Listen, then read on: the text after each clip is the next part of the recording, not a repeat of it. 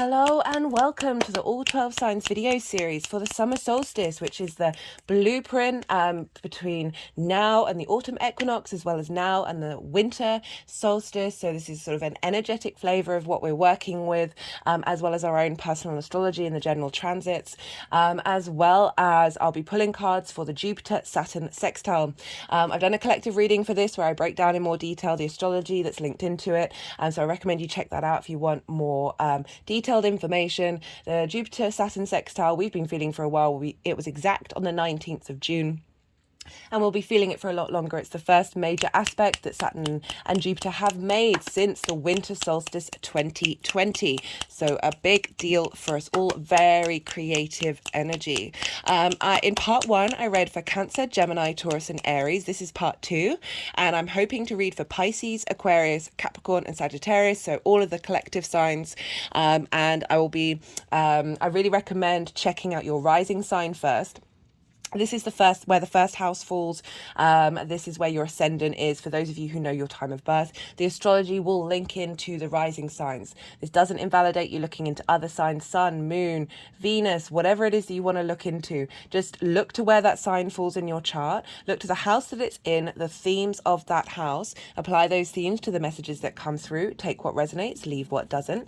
My name's Chloe. I work with card divination, astrology, and I channel energies through my body. This is all the cards on the table, where I like to try and get as much information as possible about the energy that we're working with in order to co-create and make autonomous, independent decisions about how we respond to things and what we want to do with it. In these collective readings, I focus on the inner work because that is the most consistent thing for all of us. If you have a personal question about a relationship, about a job, those are things that would be more in a personal reading. If you want a personal reading, check out the email address in the description box. I will get back to you and let you know what services I provide, etc., etc. But just in general, the inner work, the more that we do that, the more that we work on ourselves, the more that our vibrational frequency shifts and changes, that we are able to draw things towards us that are suiting that vibrational frequency.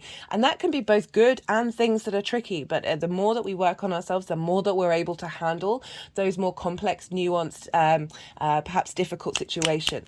The more that we don't get swept off with that energy and feel that like this is the end of the world.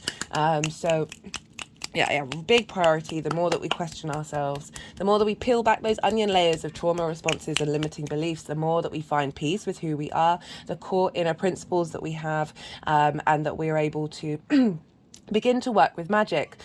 Speaking of magic, I really recommend checking out the Gemini New Moon collective reading. Talk a lot about control and a lot about chaos and how we need an element of both of these things in order to bring in the magic. So there's a sense of those core principles that you have within you, but you're able to be flexible and nuanced and move.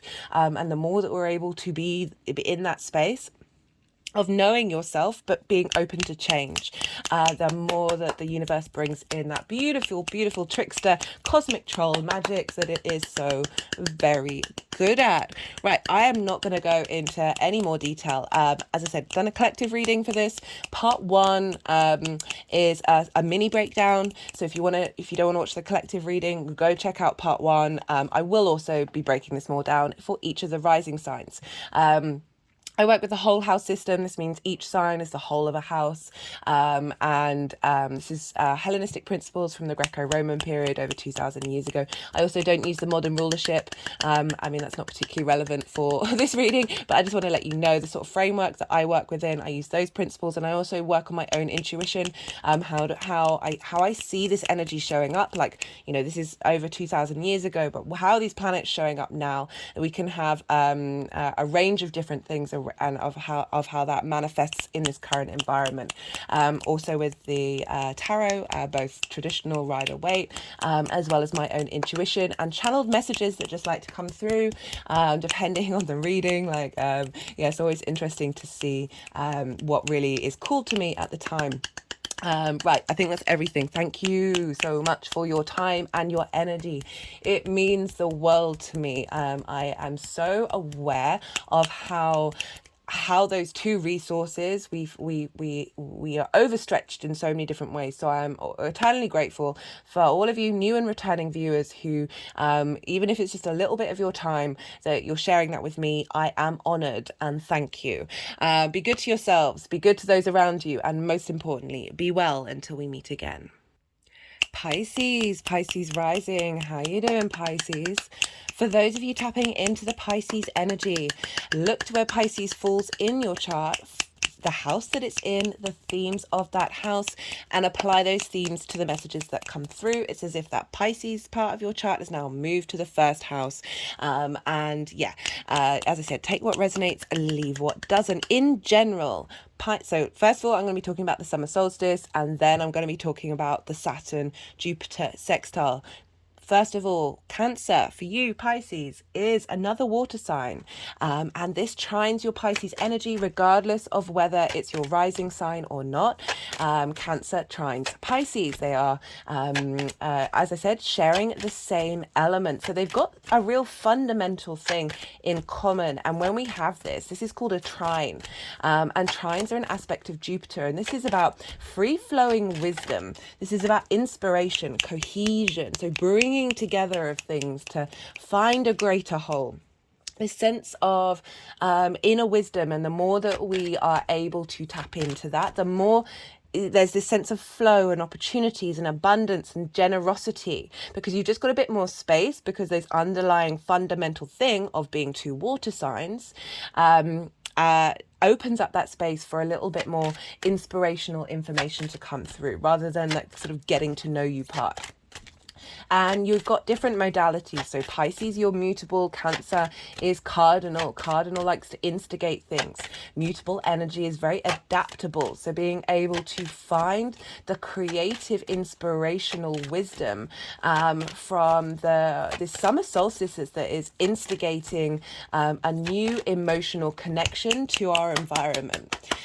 After everything that we've learned from the winter solstice, we've had a sort of a culmination of how that's expressed, and now that energy is being pulled down into the earth towards the winter solstice. We're still taking action. The sun is still, the lord of the sky. The days are still longer than nights. We haven't got to the autumn equinox, but now we're bringing that light down into the earth, and that's our emotional connection to our environment. And so trining your Pisces energies, this is still just in general, not Pisces, right? That means that you're getting this ability to be flexible with this and find wisdom between being able to start things and then being able to adapt into them. Like, you're not necessarily having to fixate on the journey that you're going on, but bringing in that flexible emotional connection to the individual, which is Cancer's emotional connection, and the collective emotional body, that how are we instigating new personal dynamics in engaging with emotion that is resonating with the sort of the collective creator universe energy. For Pisces rising, Cancer is in your 5th house.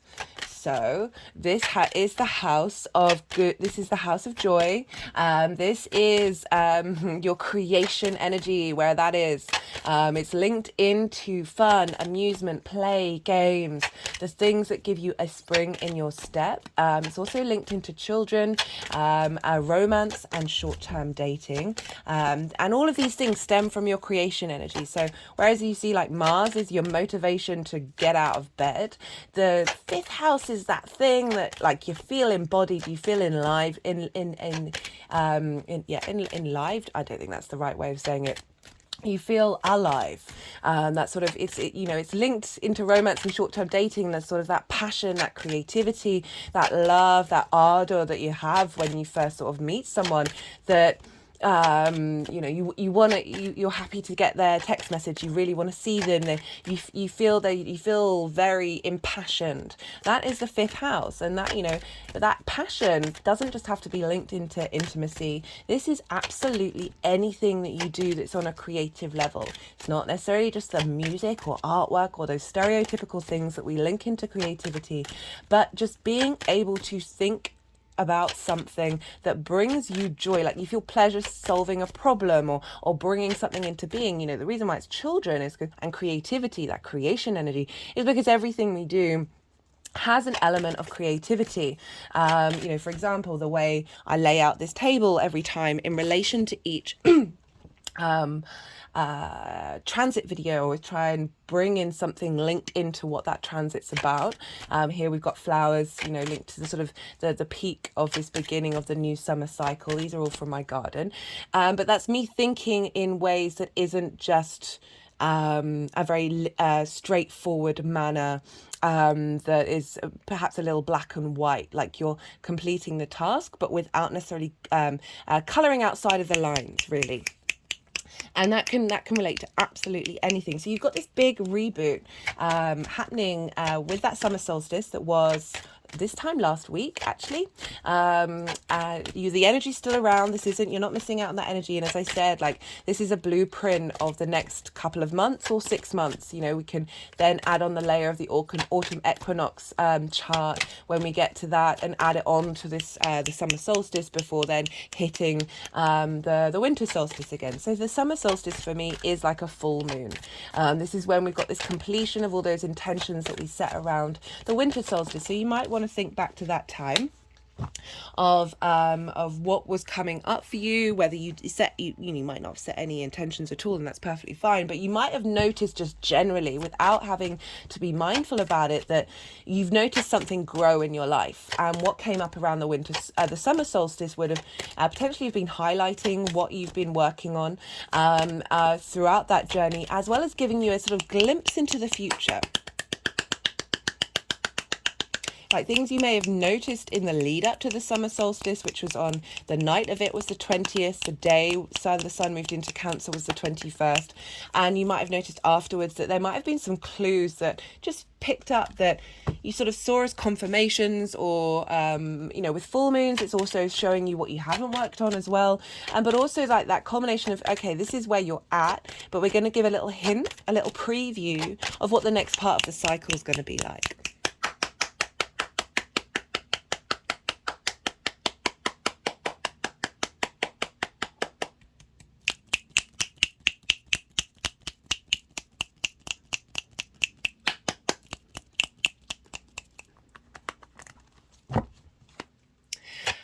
And so in the, excuse me, the 5th house, you know, it's also your inner child. You know, it's linked into that children space. It's following on from the 4th house, which is your roots and your foundations. And then the 5th house is kind of how you experience that. So there can be some work on the inner child that's being set up for this transit. We've also got the sun and now Mercury moving through Cancer. So adding into that of a real sort of illumination of what this area of your chart wants from you. What are you working with? Where are you being inspired to put your focus? So you might have just generally felt a lot more creative and wanting to engage in that, wanting to have a bit more fun. But in terms of how you nourish yourself, how you feed yourself with emotions, you know, is your intuition kicking off a gear? That's really sort of facilitating the next couple of months in your journey. And so with all of this, we've got this trining your Pisces energy, and for Pisces rising, this is in the 1st house.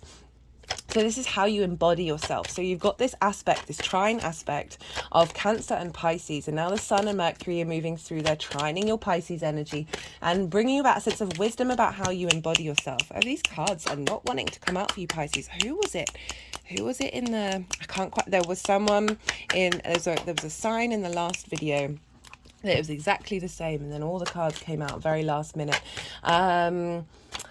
What was I saying? Right, so how you embody yourself in your actions and your deeds, right? So this is the 1st house, how the sun or moon, depending on if you've got a day or a night chart, is reflected out in your actions. This is your body, your appearance, your vitality.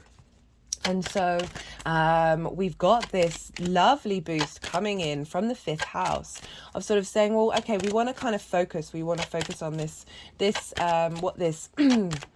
pivot point in your chart, and how that is governing the direction moving forward. Apologies, Pisces, just had to pause for a second and drink some water. So this Cancer summer solstice that happens every year, you're always going to get a boost in your 5th house. So there's always a sense of... Sorry, I apologize. Whenever the energies want to move the cards around, my brain shuts down. It's a little difficult to let them do what they need to do, think and talk at the same time.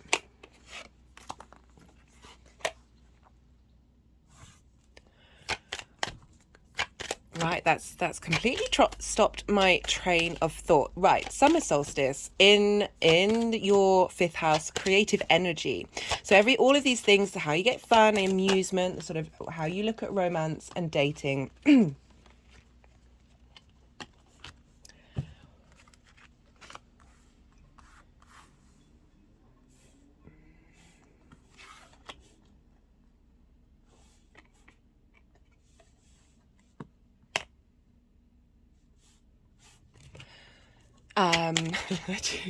Sorry guys, they usually let me shuffle and then move them around rather than distract me halfway through. But you know, we've got a lot of water going on today. We have the sun, moon and Mercury and Saturn all in water signs. The moon is currently over the south node, so the energies.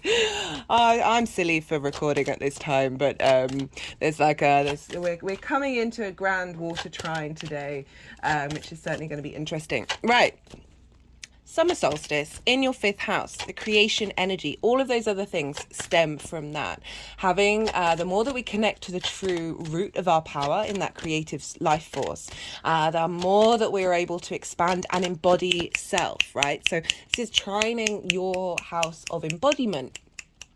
And what the focus is, and how do we look at this, and how do we evolve from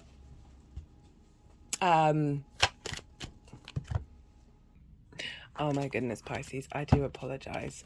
Perhaps it's because I'm communicating with a water sign here, with all this water in the chart.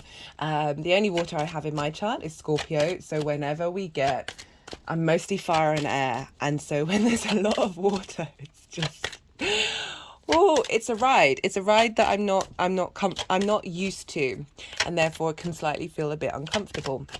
I just really also feel like the energies are pulling me in every single direction, and I'm finding it hard to focus. So I do apologize, Pisces, but I'm going to keep going because I reckon there's some gold coming out. So 5th house, creativity.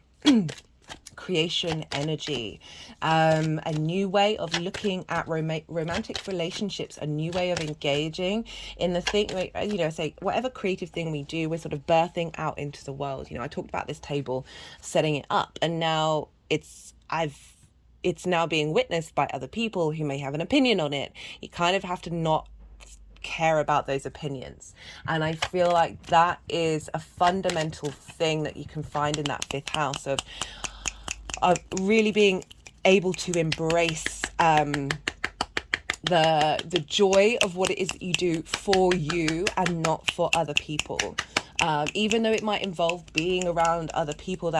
So one thing that was a really strong message from that summer solstice, which I keep calling the winter solstice, which is interesting, is that I made sure...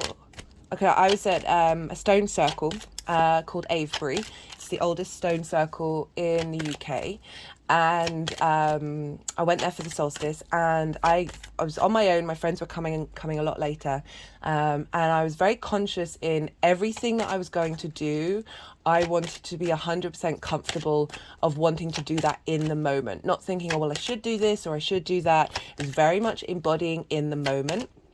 And that, you know, finding that deep inner joy within of the 5th house and not having any expectations, not having any priorities about what I was doing other than in this moment, this is what feels right.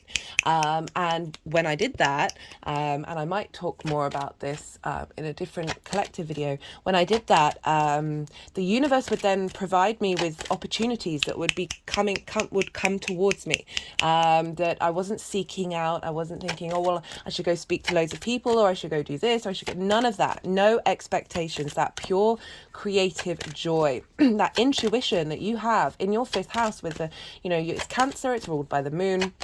This is our deep-rooted intuition. This is our emotional body. How do we feel and connect to things? What drives us to take action? How you nourish yourself. Most importantly, how you nourish yourself is also how you nourish other people. So having the moon there. Also look to where your moon is in your chart. That might give an idea of what these solstices mean to you every year on a personal level. That the more that we're not... And it takes a while to get to that space of being very comfortable, and I'm still not. It's a big practice of really figuring out, what am I after? The things that I want, do I want them based on my inner child needing to be seen, my trauma responses needing to be seen, those limiting beliefs getting in the way of having a full-rounded holistic understanding of how we're incorporating joy into our lives, but by practicing of seeing, how does the universe show up when you do these things? What is the response, the feedback loop you're getting from the collective, from the wonderful dynamic exchange that we have between our individual selves and the universe as a whole? Like, what's showing up? That might be a thing to do, to put into practice during the next cycle, and see. I mean, you probably do it already, Pisces, but it's just something that the more that we harness those emotional responses that aren't, I mean, all emotions, they flow through us. Like, that's something so important to practice. But it's not denying that those emotions are incredibly valid and they're incredibly important. And when they show up, like, sit with them and be with them. And how do you embody that intuition with that creative energy coming from Cancer of the family, the mother, the maternal figure, the collective. Traditionally the moon represented the people. The sun was the monarch and the moon was the people. So this is such a very connecting energy, even though it is how we individually emotionally respond to that. Right, so they're not giving me any more cards, which is making me think I need to move on to the next aspect. So we have Saturn over in your sign, Pisces, sextiling Jupiter. This happened exactly on the 19th of June, just a day, well, still in the solstice energy, to be honest. And, so this is a very potent aspect in this summer solstice blueprint that we're engaging in. Okay. This deck is my new deck I start a new deck with every solstice or equinox. This was charged at the stone circle, so but we're creatures of habit, so I'm adjusting to the size of it and the fact that it's slippier than my last deck. So do excuse me if the cards go all over the place. Right, Saturn in your 1st house. That's why I recommended checking out the Saturn in Pisces transit video. Because I break down sort of what that really means for you, Pisces rising, well, for all of us really, in every area of our chart. You're checking that out, as well as the Jupiter transit in Taurus, because these are two big players. These are very important aspects of our chart, and they're also they're more collective in their energy. It's not that they're not personal, but there is this sort of desire for the greater sort of the individual working with society. And I don't necessarily mean the current societal structures that we have going. Like, personally, I find that most of them are have fundamentally lost their way. But there is this sense of community when we're dealing with Saturn and Jupiter. So this is a big deal on the main stage as well as on in our personal lives. So you have Saturn in your sign. This is giving you a sense of, well, the next year or so will be giving you a sense of authority in how you embody yourself, giving structure to the very magical energy of Pisces. And we've got this with Jupiter in Taurus, which for you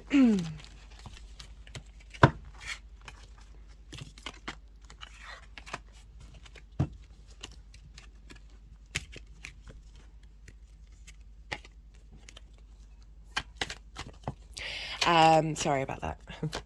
How many times am I gonna apologize today? Pisces. Goodness me.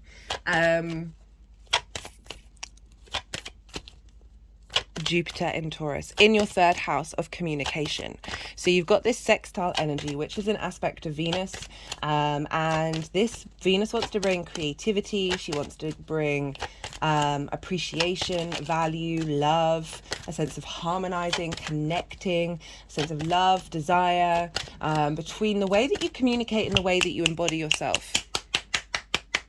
So you've got Jupiter, this wisdom, this optimism, this idealism.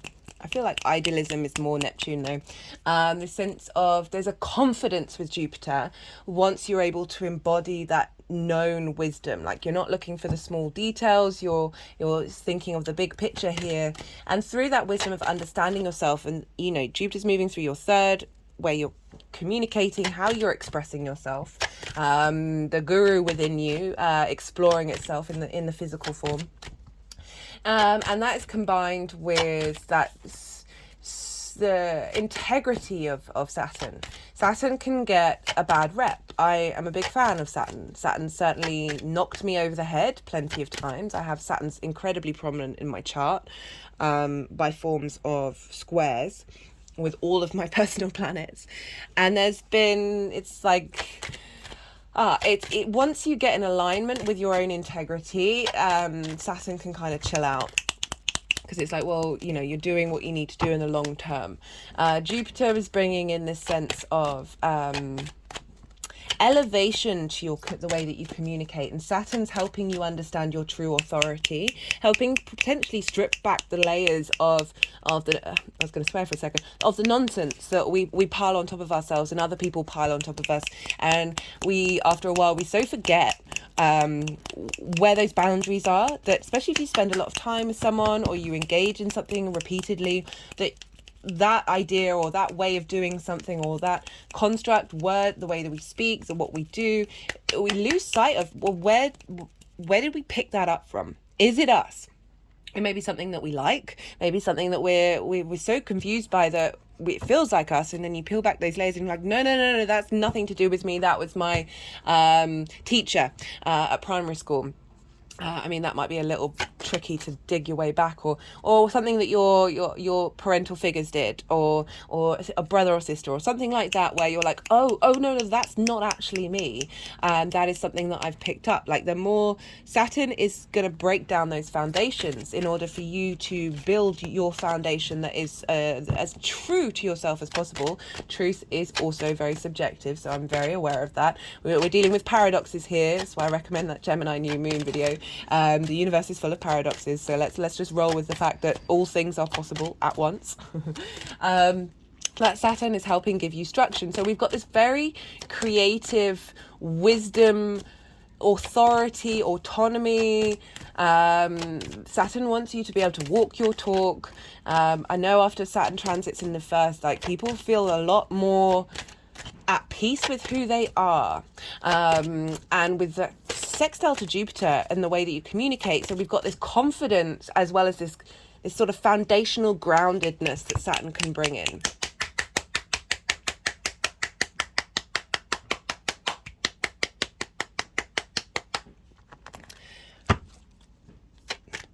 And the embodiment of your wisdom through the senses, of being able to pick up pick up understandings of your environment through your senses with that Jupiter transit. I mean, you've got Taurus in the third house already, so there is this, your senses being quite heightened in the way that you communicate. You're ruled by Venus, that particular area of your chart is ruled by Venus. And so there's a wanting to slow down, and like really feel into something perhaps before expressing it. And Jupiter's coming along and elevating wherever you're at, with the way that you communicate. This is also your local environment. So it's the things you do all the time. It's not necessarily a routine, which is the sixth house, but this is how you embody yourself in a day-to-day basis. So having Jupiter move through there, it can be bringing gurus towards you that you meet in your local community, that help give you a sense of structure. That may have been something that cropped up with Saturn and the Jupiter sextile, of meeting someone around this time who is helping provide support and wisdom. We're all teachers and we're all students at all times, so like it's a wonderful thing to learn. Every day is a school day. Speaking of school days, the third house is linked into learning something new. So we've got this opening up from these the big planets, the final outer planets that we can see with our visible eyes. Do excuse me while they're doing this.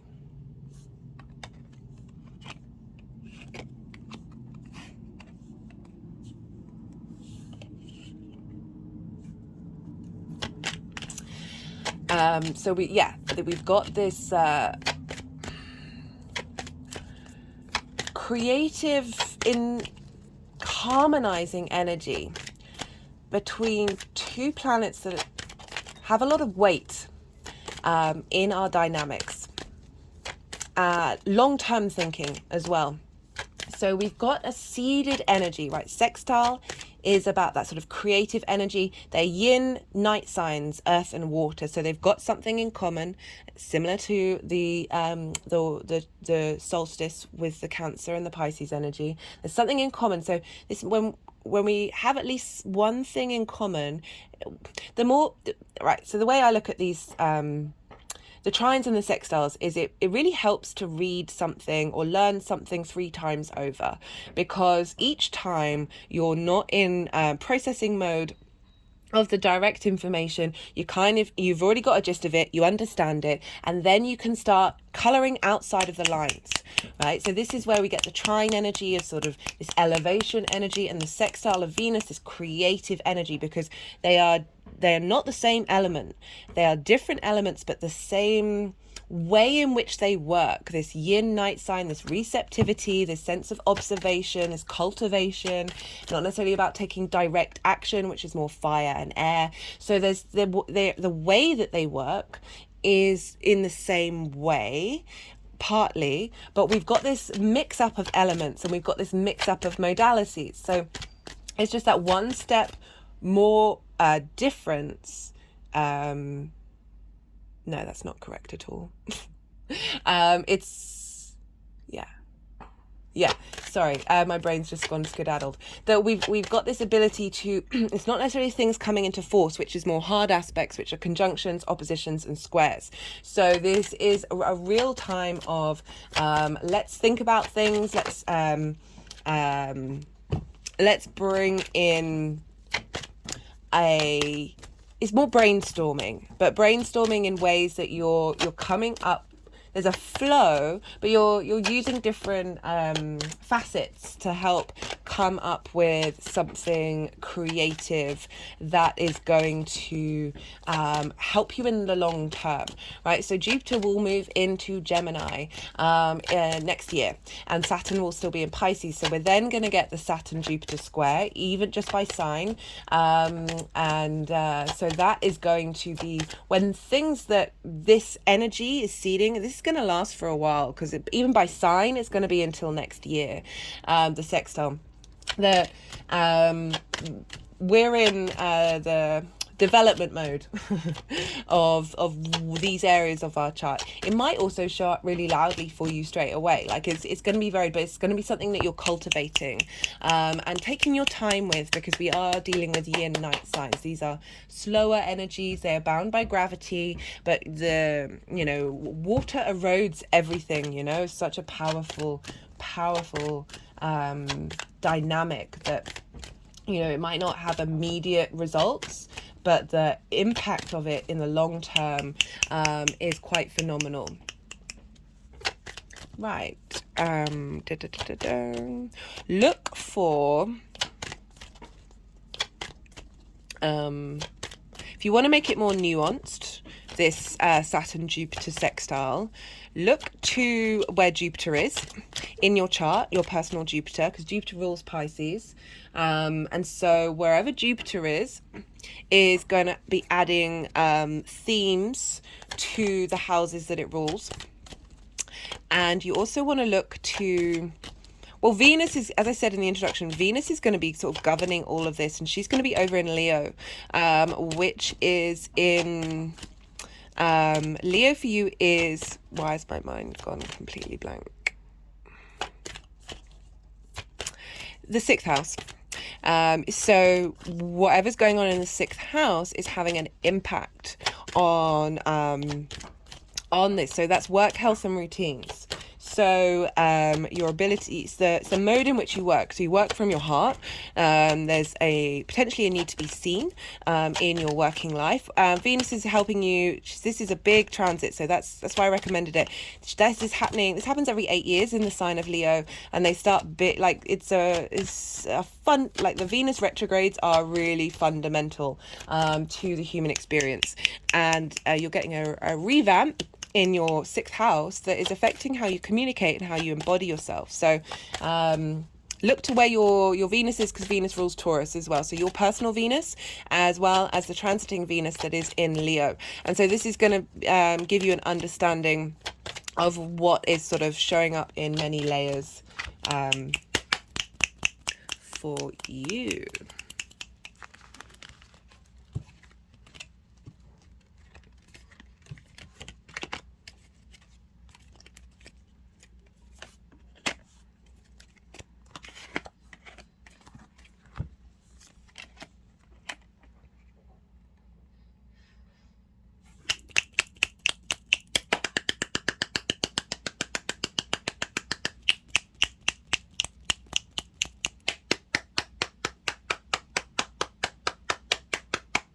Right, so this is usually when I go quiet, because they put the deck down, which means that all the cards that wanted to come out have come out. And this is when they want to do some energy work, they want to move the cards around, and yeah, my brain kind of goes when this happens, because it is difficult to channel, think and talk at the same time. Sometimes I can do it, and other times it's just flatlined. So you might want to move the cards around. You've just had a lot of information. This is a time to integrate, see what comes up for you intuitively, of what's come up around the summer solstice, what came up on the 19th of June. Although, as I said, this is this Saturn Jupiter transit. This is a big one. It's not just on that day. It's over a long period of time. So what sort of energy are we working with? Right.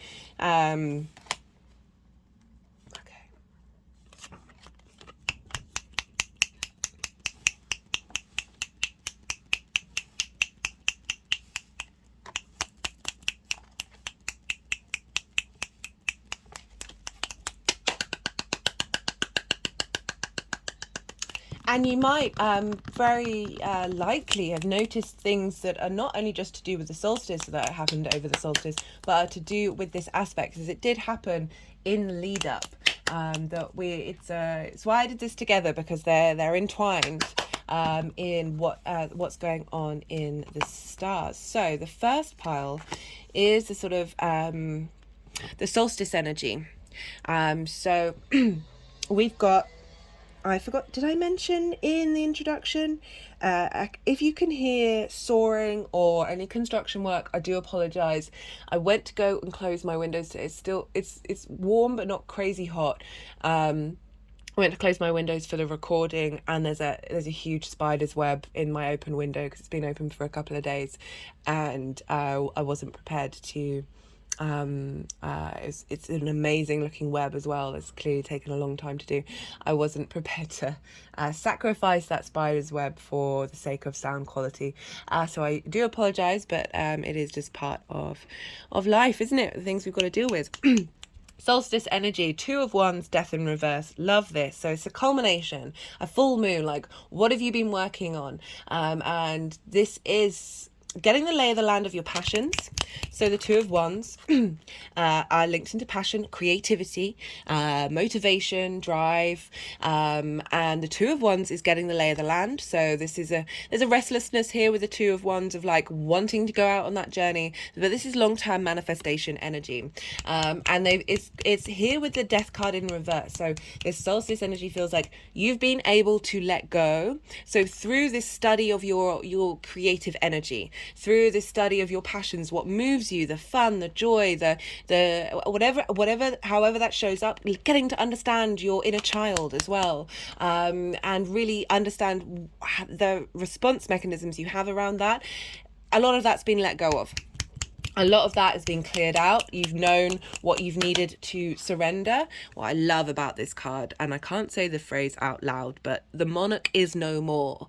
So it's implying, I love this energy, is with this card, you are surrendering, you are releasing, you are transforming a sense of authority that had control over you that wasn't necessarily serving you as an individual.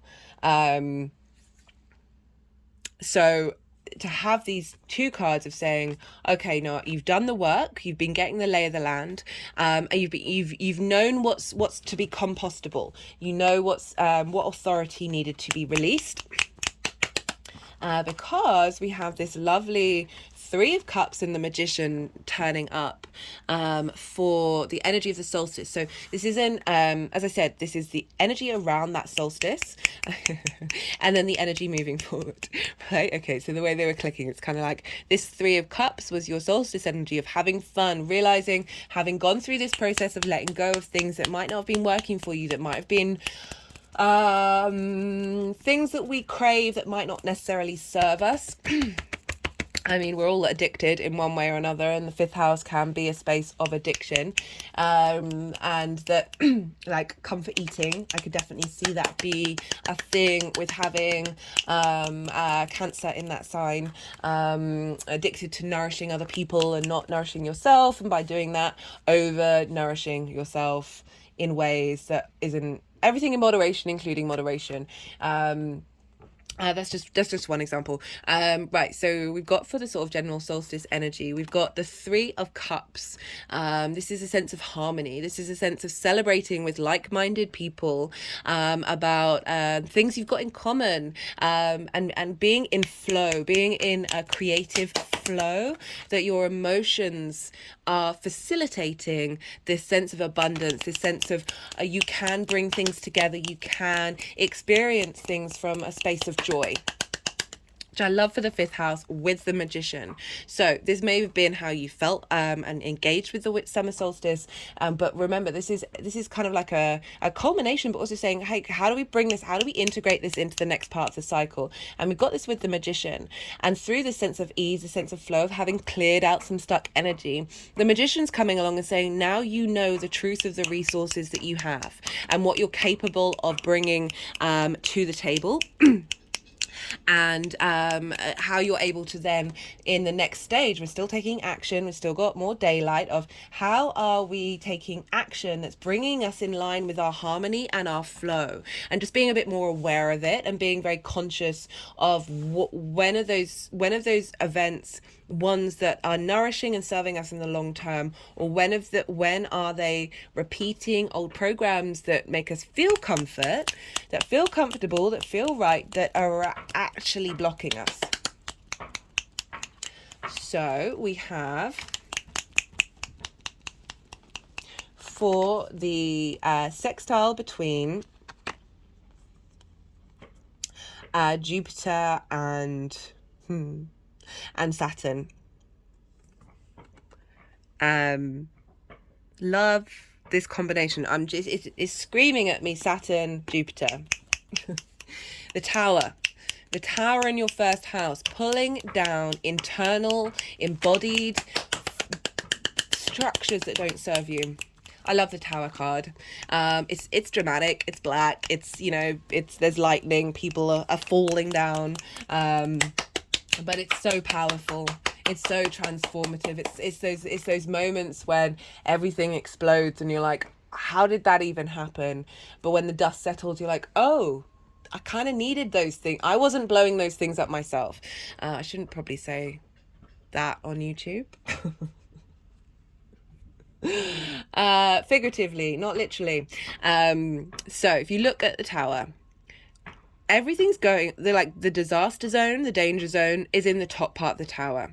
Your foundations are still strong. So Saturn is helping, like, so it's getting rid of the superficial stuff. It's getting rid of the stuff that isn't a long-term nourishment for you, prioritizing you from a very healthy space. This stuff has got to go. And we've got this internally. So the first house, how you embody yourself, how you embody your sun or your moon in your actions, your deeds. This is you. This is your house.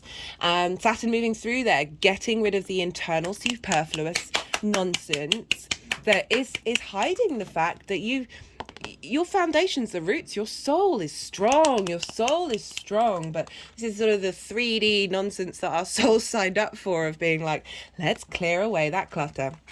And we got the Page of Swords. I love this because this is kind of representing, like, it's looking backwards but facing forwards. So the combination between that and Jupiter of saying, I'm engaging with both of these sides and we're bringing them together to come up with creative ideas, inspirations, new ways of looking at things. I love this because we're dealing with third house of communication, and it's the swords of you know, air, ideas, thoughts, the way that we communicate.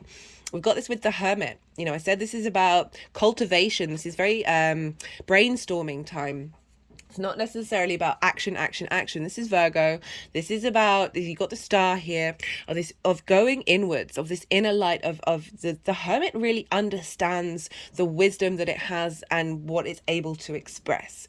You know, people would come into the woods and find the Hermit for wisdom, for health, for healing.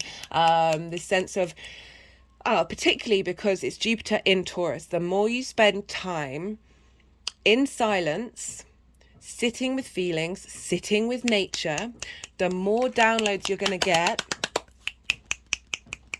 You can't see that, it's clicking over the Page of Swords. The more downloads you're going to get about how you're going, that's how you're going to activate that Jupiter Saturn sextile, because they are in yin night signs. This is a sense of drawing things towards you. Got this crowned with the Six of Pentacles, and this card for me was, whenever I was talking about Saturn, this would show up, of going Uranus as well. That Uranus is in Taurus, we can't forget that. That this is about being able to receive something from an energy, a person, whatever it is, that has some wisdom, has something to offer that you are in a state of re-remembering, that you are in need of. And it's not about hierarchy or power structures in terms of, you know, this figure is higher than these two. It's not about that. It's being open to receive something that is going to help you start moving forward, help you elevate wherever it is that you're at. Because you remember, this follows the Five of Pentacles, of not feeling supported, feeling left out in the cold. And the next is a 7, where you then are tending to this new environment that you're engaging in.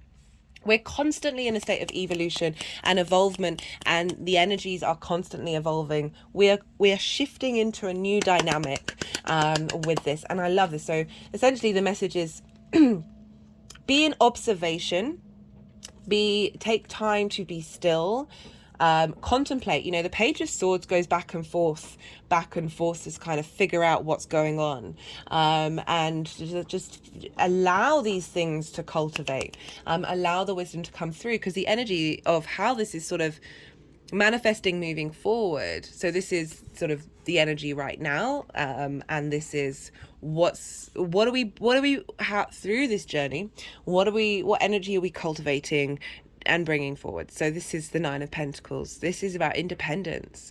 This is being able to make decisions that serve you in the long term, that help bring about this sense of abundance, the sense of home, the sense of structure. This can mean anything to anybody. Like, it doesn't have to be hanging out in your garden talking to the birds, but it is about making mindful decisions that serve you, that isn't a selfish act, that are helping you think long term.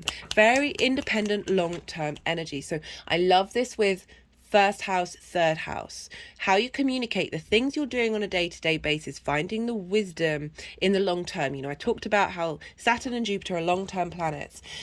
Your embodiment of self, knowing your own authority coming through from Saturn and being able to make decisions and communicate yourself from a space of wisdom, from a space of elevation, that are helping you flourish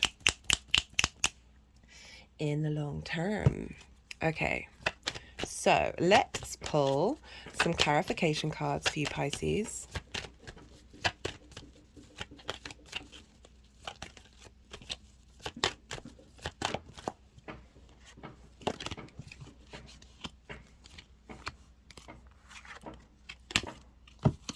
So that was the Perseverance card that they put on the table, but they put back again.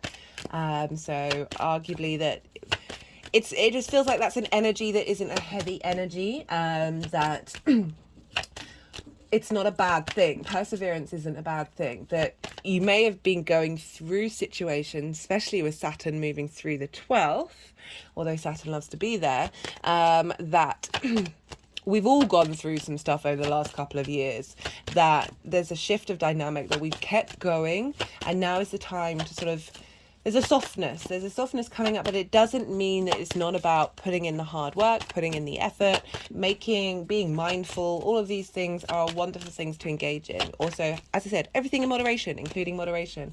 So there's an element of, okay, energies.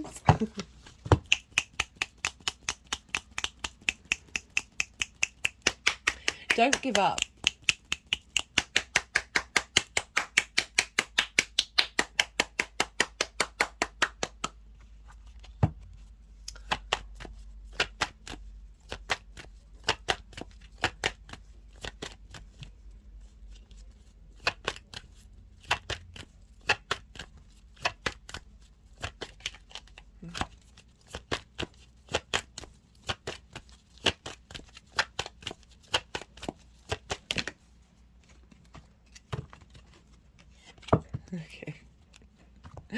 Okay, I just split the deck and got intuition.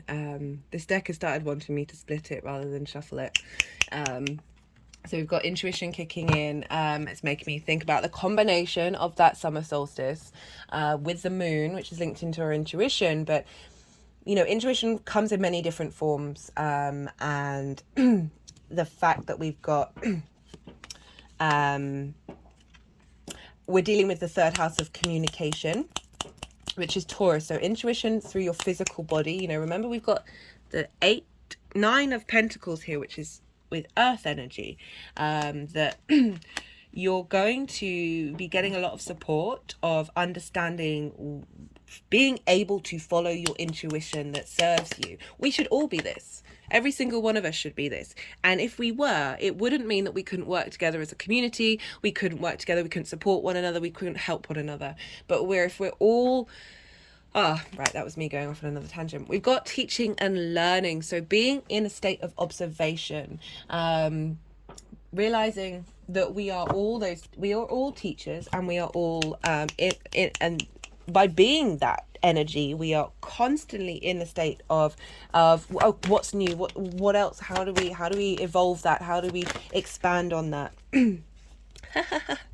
This is from the First Light Tarot. All the decks are in the description box. It's got the nature card perspective. So, you know, we're tapping into the summer solstice, which is about the cycles of nature, of time, with the seasons, and with, you know, I talked about Jupiter and being in Taurus, of taking time in those environments. It can also be being in a bath, with a salt bath with Saturn, that through that you will get the wisdom, the inner wisdom from the hermit, that has always been a part of you, that we're so busy that we block it out. By doing that in this time frame, we're going to be cultivating this kind of energy moving forward. Right, I'm going to leave it at that, Pisces. Thank you for watching. I really appreciate it. If any of it resonated, don't forget to hit the like button.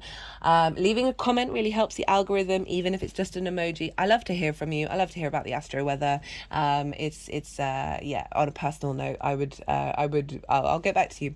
Hello, new viewers. If any of this resonated, as I said, don't forget to subscribe. I put out lunation videos and transit videos. And be good to yourself, Pisces. Be good to those around you, and most importantly, be well until we meet again. Aquarius rising. How you doing, Aquarius? For those of you just tapping into the Aquarius energy, look to where Aquarius falls in your chart, the house that it's in, the themes of that house, and apply those themes to the messages that come through. It's kind of as if your Aquarius energy has moved to the first house, but still holding the themes of the house that it's in for your chart in general. So first, I'm going to be talking about the summer solstice and that kind of energy that we've got for the blueprint between now and to the autumn equinox, and also to the summer solstice. And the second part, I'll be talking about the sextile between Saturn and Pisces and Jupiter and Taurus in general for Cancer energy. So we've got the Sun and Mercury there now. Cancer for you, Aquarius, is in conjunct. So regardless of Aquarius rising or not, it's in conjunct your Aquarius energy. In conjunct, this is when they don't traditionally have something in common with one another. So different modalities are different. You know, Aquarius is a day yang sign, fixed and air. Cancer is a cardinal water sign. Yin, night in nature, and yeah, so we've got with in conjunct, for me there's a lot of magic here. It can be a bit frustrating because, as I said, when you've got things in common, like there's a bit more easy flow of information, but the magic really happens with the in conjunct, where you're coming from very different spaces, but you're able to think. I was talking about it with Pisces, of like coloring outside the lines, right? So you have different structures and figuring out how those different structures of the way that you express yourself can interlink with one another, that form new kinds of structures. And so, yeah, in conjuncts can be a bit frustrating. There can be a little bit difficult, a little bit like there isn't that much flow. But once you do sort of understand they're coming from very different spaces, that you're able to then take a step back and see how it works for you. So Cancer and Aquarius. So every year you're going to have a boost in the Cancer area of your chart when we get the summer solstice. This is, like, for me, this is a full moon. This is a culmination of everything we've been working on since the winter solstice. There's a peak point of the sun being the longest day of the year. So real vital, animated, clarity, vision, energy that's at its peak. So as I said, highlighting a completion of sort of the steps that you've been taking since the winter solstice, as well as I find from my own experience that it's giving you little tips and signals of what the next part of the journey is going to be, what the next part of the half year is, what that cycle is going to look like. So you've got sort of like tips from the future. I may not have been manifesting fully right now, but just letting you know you've been taking steps in that direction, and this is how this is going to get elevated moving forward. I talk in the collective reading about the astrology of the solstice in a lot more detail, as well as the sort of meanings of Jupiter and Saturn and their sextile. So do go check that out if you're interested. But just in general, so having Cancer ruled by the moon in your 6th house, and you're getting a lot more focus in work for the next month. That's linked into the sun being there, Mercury's there, but we've got this blueprint of the solstice, and one of my favorite aspects of this was the fact that the moon was in Leo at the time of the solstice.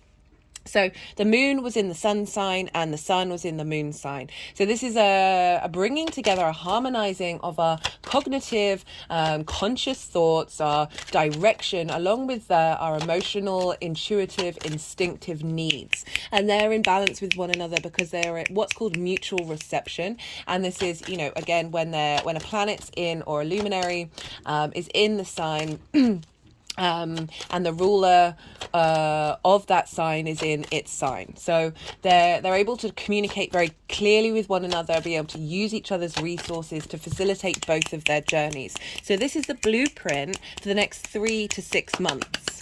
That we're going to be working with, along with our own natal chart and along with the transits that are constantly shifting and changing. It's kind of like the natal chart for the next part of the cycle. And so we've got this real balance between the clarity and vision of our emotional needs, of the sun being in the moon sign, and then our intuition working with the vitality of our chart, the heart space of our chart, because Leo rules the heart. And so how are we connecting to our heart with emotional maturity? Was one of the main sort of messages that came through in the collective reading. So for Aquarius rising, Cancer for you is in your 6th house. This is the house of work, health and routines. So every year you get a boost here. You get a sense of clarity. There's sort of mapping the next part of your cycle. And so, you know, understanding how in work you not only are able to nourish others in the modes that you work in, but also, most importantly, prioritizing how you nourish yourself. And I really feel that we've had a lot of transits that have helped lead up to this solstice of having a little more balance between those two things, a little more ability to understand that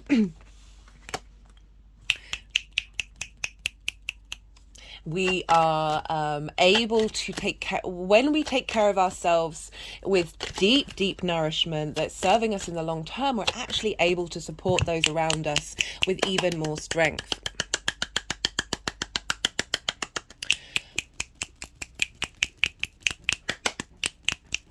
This is also where a form of our intuition is held, because it's ruled by the moon.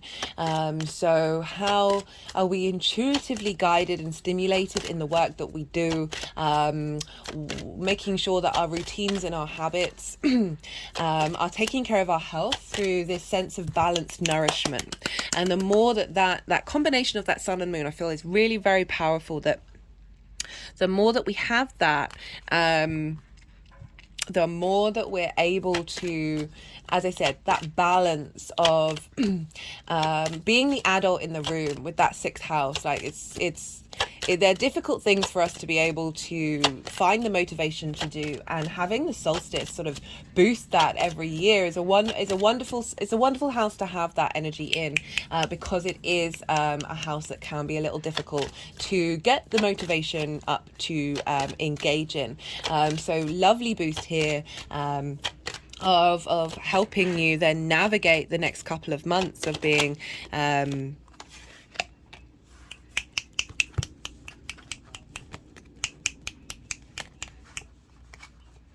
they're really wanting these cards to be at the bottom of the selenite.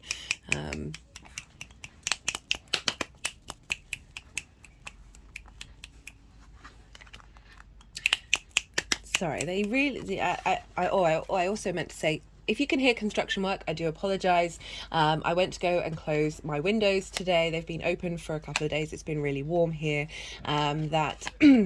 There's a massive spider's web that's been made in my open window, and it's a spider's home. And it's huge, and I was like, I'm not prepared to sacrifice that spider's home for the sake of the construction work. So do bear with me with that.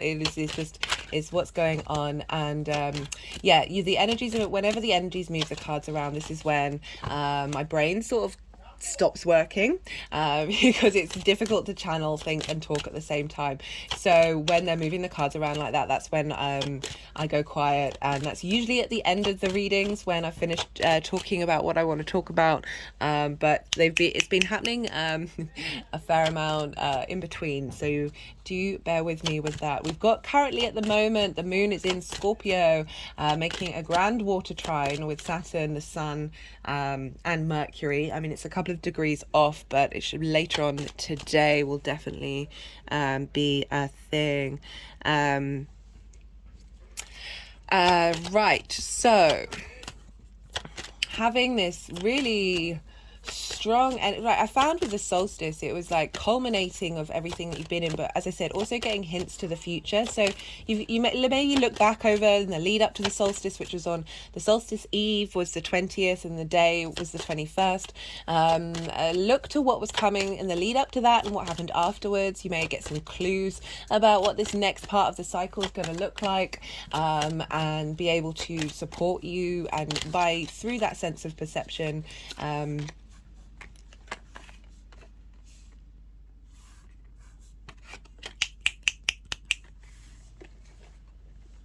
and facilitate words. I don't have a lot of water in my chart, so whenever we get these grand water trines, everything just goes a bit flowy and floppy with me. So again, bear with the construction work, and please bear with me in this journey that we're all on together. Right, so that's the sixth house, work, health and routines. It's the sixth house is so the second house is the tools that you have in order to make your money, and then the sixth house is the mode in which you work. So really getting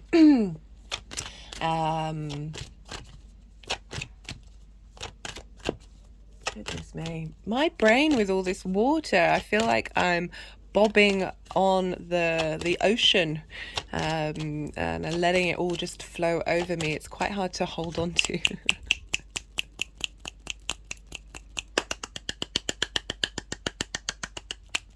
You know, just in general for the next month, you're going to be focusing on your work, how routines you want to instill for the next part of the cycle. That can be a really good thing to work with. And yeah. Let's see where all the cards want to go, but I'm just sort of chuckling. I will come and read. For those of you who are new readers, I talk, and then the cards come out and then we bring that all together at the end. Right, I'm going to move on to the second thing that I'm pulling cards for, and this is the Saturn Jupiter sextile, and this Saturn is in Pisces, in your second house, Aquarius rising. As I said in the introduction, I recommend both the Saturn transit, the Jupiter transit and the Venus transit, because these are sort of key big transits that are happening for us, and they're all talking to one another, because Saturn is in Pisces, ruled by Jupiter. Jupiter is in Taurus, ruled by Venus, and Venus is over in Leo, and so Venus is kind of governing what's going on over the next couple of months, in regards, because there's a Venus retrograde as well, which we haven't had for 8 years, in the sign of Leo. So they're all intermingling with one another. So I really recommend checking out all of those videos. Right, Saturn in Pisces, second house, helping you shake up those foundations in terms of your resources, the tools that you have, and your sense of value. So that may be disrupting foundations and helping you really reassess things, helping you find support, and your own inner authority when it comes to what it is that you value. Jupiter over in your fourth house, squaring your Aquarius energy. Fourth house is roots and foundations, lineage, ancestors, your parents, your roof over your head, your private life.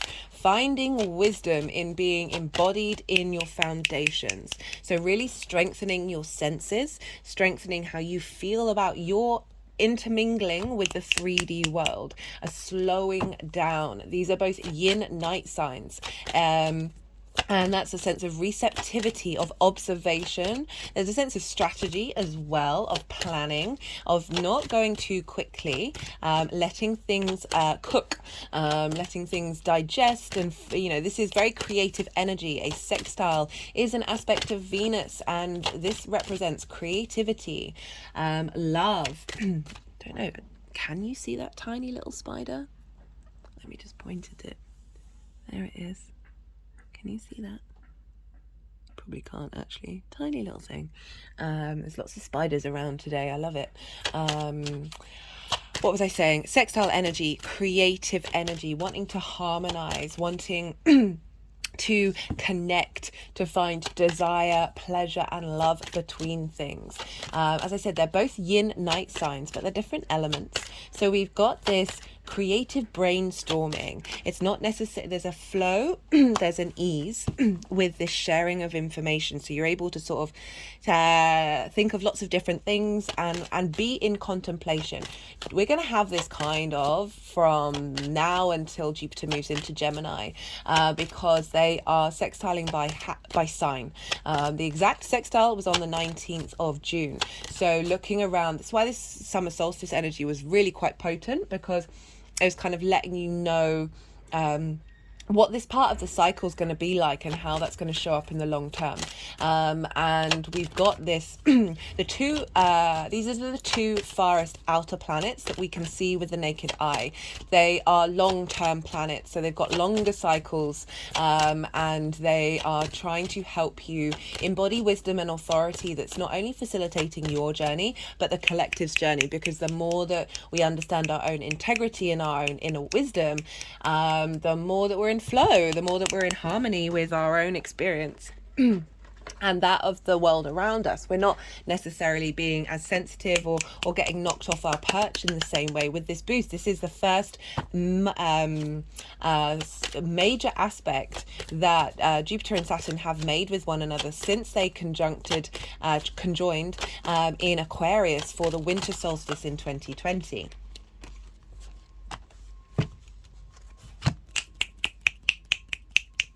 So again, as I said, very creative space, but taking your time. This is about taking time. When Jupiter moves into Gemini next year, that's when they'll square one another. And that's when things start manifesting loudly in the 3D realm. So this is a longer cycle of creative energy. Things might start manifesting sooner. It all depends on your chart. It all depends on what's going on in your life. But this is definitely a time of allowing things to build. And so we've got the second house of how you value yourself with your foundations. Getting that wisdom of understanding the strengths of your foundations, the strengths of enjoying the 3D physical world with how you the values that you have, that Piscean energy of that the tools that you have with that is also, it's a Jupiter ruled sign, so that sense of it's very there's this generosity, there's a sense of confidence and wisdom that you're able to share that is helping the emotional collective.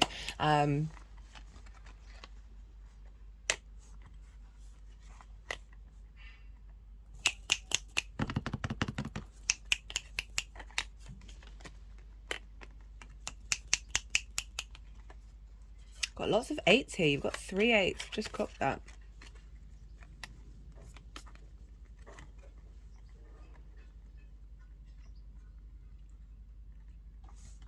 Okay, for the solstice.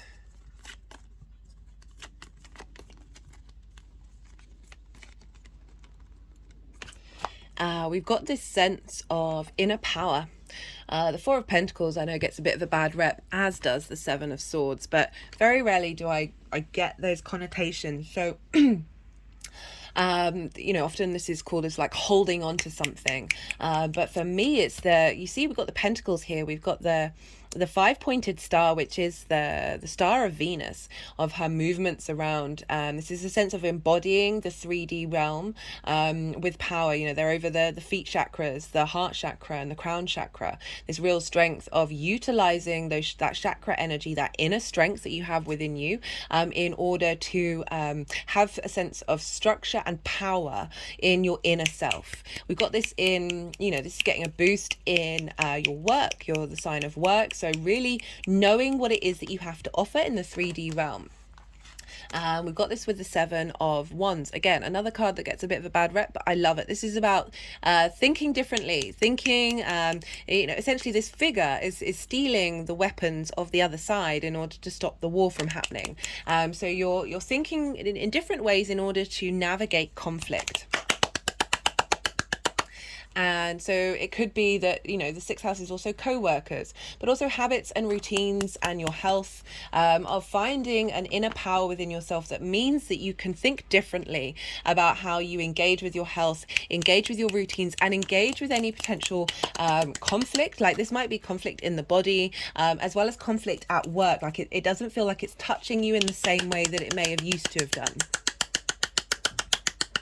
And I like this inner power coming up for the sign of Cancer with the moon, where it's often we can prioritize nourishing other people, and rather than focusing on your own internal nourishment. And it feels like you've been making steps with that to get to that point, where we've now got the 10 of Cups.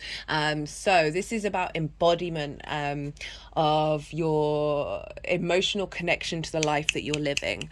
It's the happily ever after card, but not all of us are looking for a family with a home. Some of you may be, but it feels that, with the 10 of Cups in the rainbow, I was talking about the chakras, the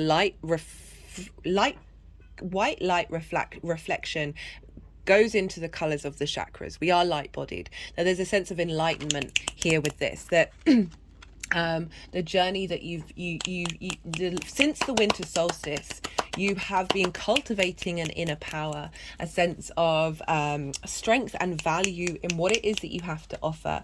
It's open, and through that sense of inner security, it means that you can engage in the world with different ideas and different ways of thinking. It's helping you reach this state of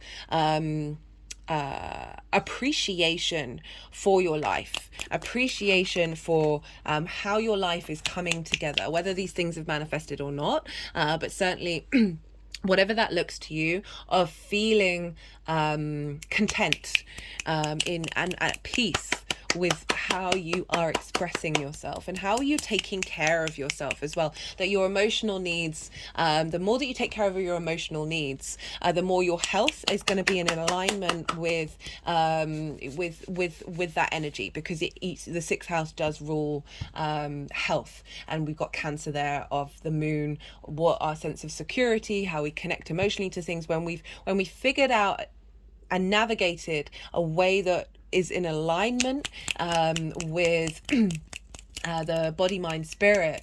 That's when our health starts to sort itself out. Right. So we've got 3 eights and a knight, and the Knight of Cups for the sextile between Jupiter and Saturn. So this is how you value yourself, the tools that you have in order to make money, with your foundations, with your private life. So for all the readings, actually, they've done 2 piles for this. So it's kind of implying, this is a cycle that's taking time. So what we're working with to start off with, 8 of Swords, 8 of Cups. This is about a structure that you think is containing you. You think that is a cage, but actually there's a way out. And this here, if the figure just shuffles a little bit, the binds fall down, you're able to then take the blindfold off and see that there is a way out, and the way out is through a river, through this emotion. So this sense of, even though this is mind, this is thoughts, this is illusions that we have about our value system, there is a way out, and that is through connecting to source, connecting to the deep creator source of Saturn, being in the sign of Pisces, where there is a structure to the boundaries where you're able to see with a little more clarity.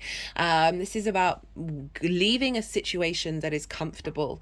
So in order to go and climb the mountain to get a higher perspective, Jupiter is about wisdom, is about elevation, is this sense of cohesion, so an understanding of all the different parts and seeing the bigger picture, with Saturn of wanting you to feel your own authority.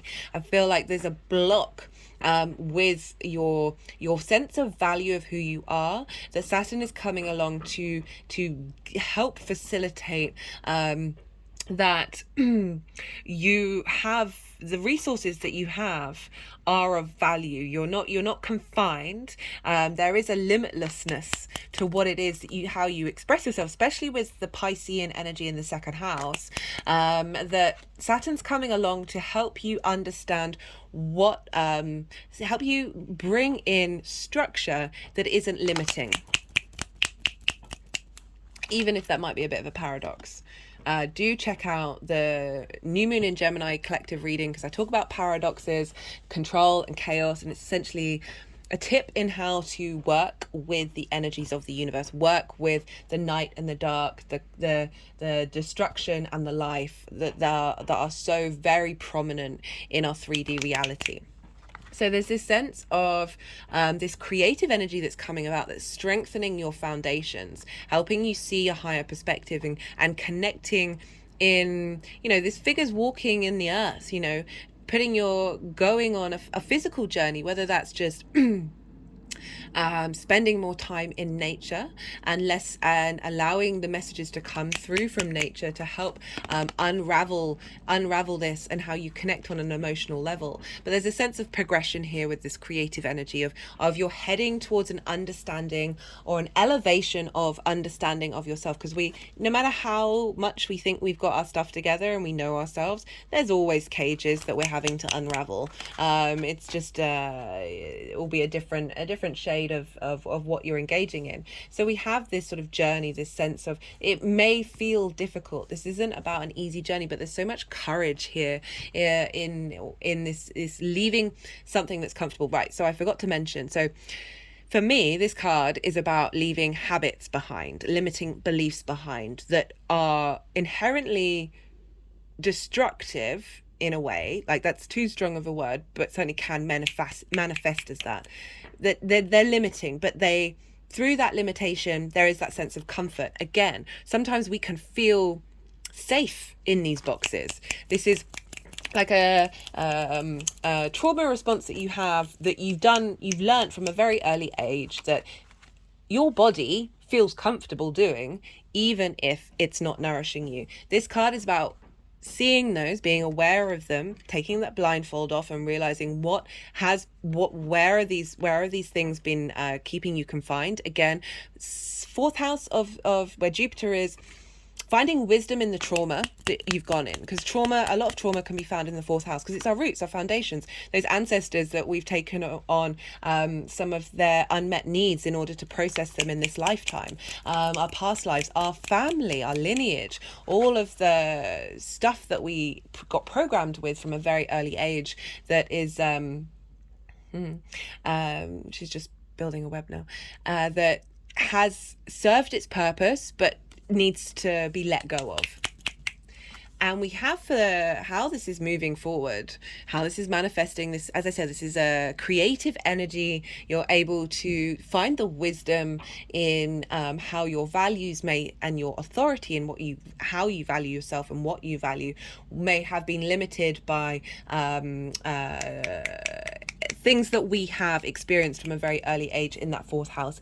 And it may be a little hard to work through, but this is saying you've got this, and this is saying this is great. That it may be difficult, but the other side of it, so we've got the 8, we've got another 8, so we've got 3 8s, and we've got the 8 of Wands, one of the fastest moving cards in the deck, and it's saying just go with it. Like, having gone through this journey, that you're this creative harmonizing journey, getting a sense of appreciation and value and love of what you've been through, and through that you sort of surrender the negative regret emotions that you may have had about your life, that this opens up this ability to love, right? So the fast moving changes of what this energy is bringing in the future is the Knight of Cups, being able to defend your sense of value. You've got Saturn in Pisces with strong foundations. This is imagination, creativity.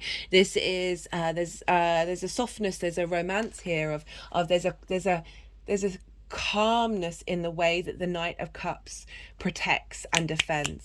And I really feel that it's just championing what it is that you have to offer and what it is that you value in yourself, that you're going to be able to feel really good about who you are after this cycle.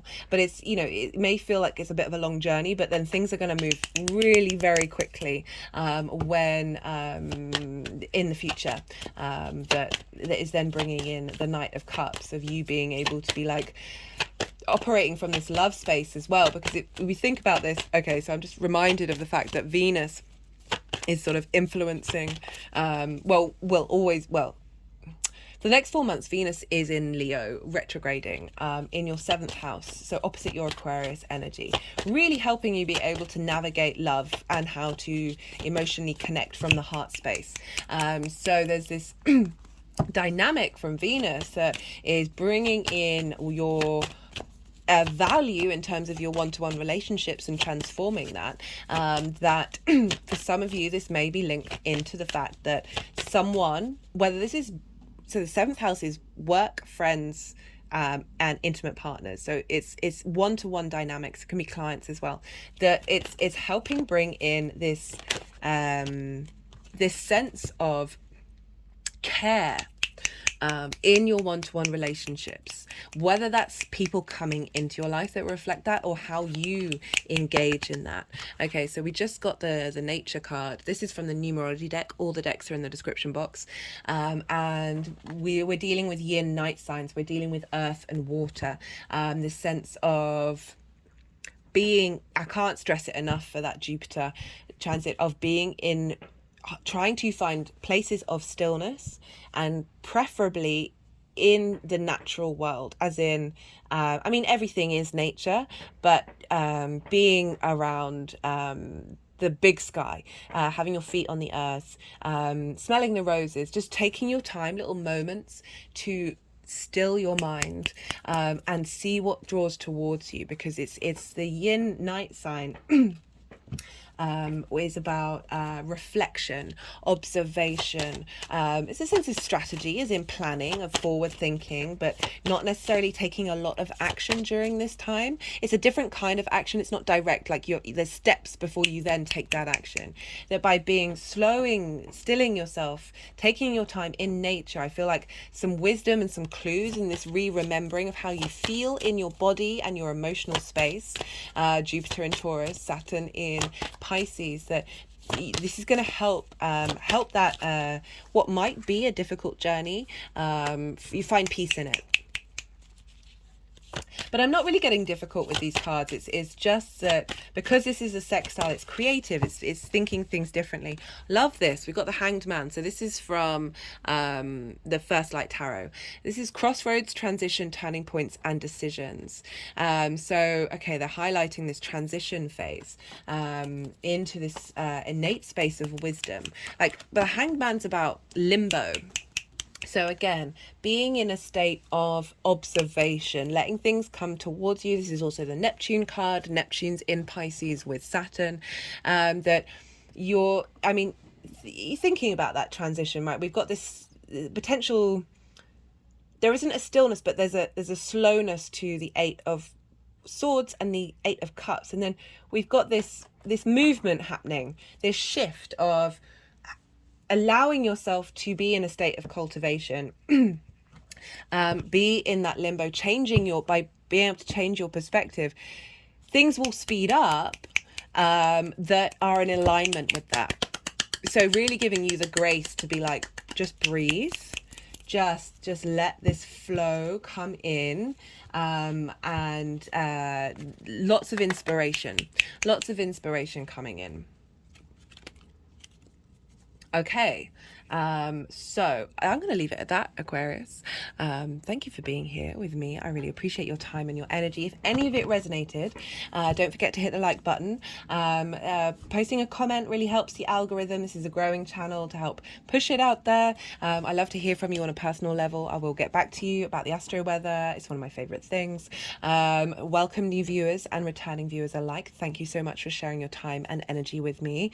Be good to yourselves, Aquarius. Be good to those around you, and most importantly, be well until we meet again. Capricorn rising, how you doing? So for those of you just tapping into the Capricorn energy, look to where Capricorn falls in your chart, the house that it's in, the themes of that house, and apply those themes to the messages that come through. Take what resonates, leave what doesn't. It's as if your Capricorn energy with the themes of that house have now moved to the first house. So enjoy. But for Capricorn, just in general, So I'm going to be talking about the summer solstice as the blueprint for the next couple of months. And then I'll be talking about the Saturn Jupiter sextile. But to start off with, Cancer energy is opposite Capricorn energy. So the Sun and Mercury are there now. So you've got more of a focus on your one-to-one relationships going on. This can be business, work, friendship, clients, all these things that are sort of more intimate personal relationships. It's also linked into contracts, because marriage is a thing in the 7th house, and you know, the only sort of long-term committed marriage situation is involving a contract. But in general, so opposite,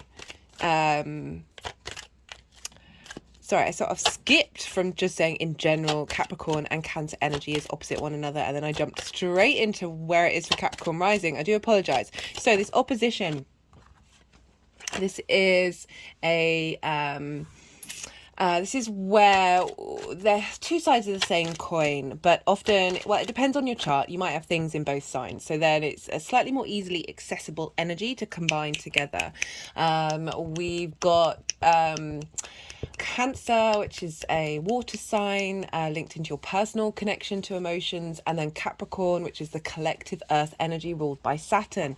So you've got a sense of long-term legacy with Capricorn, whereas Cancer, there's a free-flowing movement of the moon, of our emotions. It's not necessary, it's more transient. I do apologize for if you can hear any construction work. I went to shut my windows today and noticed, because they've been open for a while because it's warm here, and there's a huge spider's web in my window, and I was like, I can't there's no way I can prioritize the sound quality of this video with destroying the home of a spider. So you're going to have to bear with us with the construction work. It is but I do want to let you know I am aware of it, and I made a decision to keep the windows open. Where was I? So we've got long-term legacy with immediate sort of emotional responses in terms of our relationships. Not necessarily relationships, but just in general. So we've got this, but those immediate, I'm just thinking of the Cancer full moon that I did in January, where I broke this down a bit more, that we've got this, our emotions are just as important as the legacy that we want to embody. And it's about finding balance between those two without sacrificing one or the other. So with oppositions, we can find ourselves seesawing from one side to another, prioritizing one over the other, and sort of neglecting one side of the coin, often because we see, oh, opposition, so it's not me. But through an opposition, through that sense of othering, by it being an observation of another person, we understand ourselves a bit more, and we often find that we are mirrors to one another. So it's this interesting dynamic of the sense of this is different from me, but at the same time you find those common threads. So you have the boost of the summer solstice for Capricorn rising. You have this in your 7th house, which, as I said, intimate relationships, work, friendship, romantic relationships, clients, all these things, these one-to-one dynamics. And so you've had this big boost of the summer solstice coming in and kick-starting Cancer season, pouring a big load of energy into this house, as a Capricorn rising, therefore as a cardinal rising. All cardinal risings have these solstices and equinoxes on their angular houses, 1st, 4th, 7th and 10th. These are very big pivot points in the chart. So you're always getting these boosts from the equinoxes and the solstices in these major parts of your chart. So you've had sort of this growth into the 7th house, this illumination of what's happened since the winter solstice, of this movement from the 1st to the 7th, or getting little clues and highlights around the solstice of the work that you've done, and also because of the solstice in general, but also because of this sextile between Saturn and Jupiter that happened on the 19th. So the eve of the solstice was the 20th. The day it moved into Cancer was the 21st. But on the 19th, we had this exact aspect between Saturn and Jupiter, which I'll talk about in a little bit. But I wanted to bring that in because I really felt over the solstice energy, we were not only getting signs from what we've been doing and like sort of highlighting where we've come from, but also kind of getting hints of, okay, so you've integrated, you've developed this much, but you're always still moving forward. That what getting hints and tips of what the future is going to look like, of through, if you keep on this track and keep doing what you're doing, from the true essence of yourself, that this is the energy that's getting cultivated at this time. So having a big boost of energy happening in your 7th house.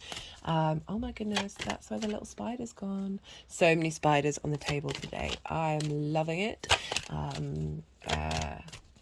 So it's just making me think of something that my mum really ingrained in me. And the reason why I'm bringing it up is because Cancer is very much linked into the maternal figure, the mother, the maternal figure, and she made it very clear that there's genuinely no reason for me to kill a spider or be scared of it, and that if you find it uncomfortable, you can do it very safely and take it out into the wild. But just how important they are for the eco structure, and how fundamentally goodness me, amazing and beautiful they are. So for those of you who are squeamish of spiders, leave them be, let them be. They help eat the bugs. I mean, admittedly, we have less bugs now than we ever did, but they are precious. They are part of us. Yeah, let them be, or if you're nervous, put them out. You get a cup and maybe a piece of cardboard or a postcard, and slowly put it into the cup and then release it. Yeah, so anyway, back to you, Capricorn risings. Having this boost in your 7th house. The focus, as I said, the Sun and Mercury's there, so you've got more focus on that one-to-one dynamic. People turning up in your life that are facilitating where you're at with your one-to-one relationships. But as I said, the one thing that I loved about the summer solstice, the main thing that I'm bringing into these readings. If you haven't watched the collective reading, I recommend it. It's not very long for me. It was just over an hour, which is a record for collective readings. That the moon was in Leo at the time of this blueprint. So this is kind of like the natal chart for the next couple of months for us. The moon was in Leo, which is ruled by the sun. So the sun and the moon were in each other's signs. So our vision, our cognitive thoughts, where we're headed, our clarity, our animation of the sun, in having a sense of understanding of our emotional connection to things, Cancer.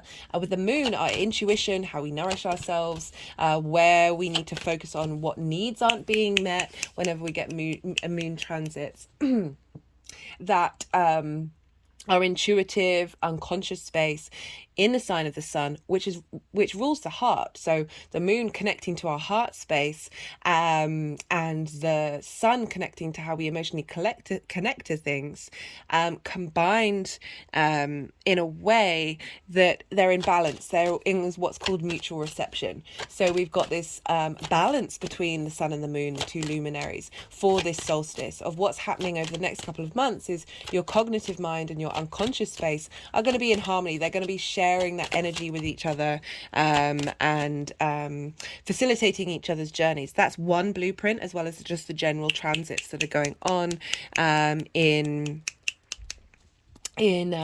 your life, based on your natal chart. So we have all these many layers.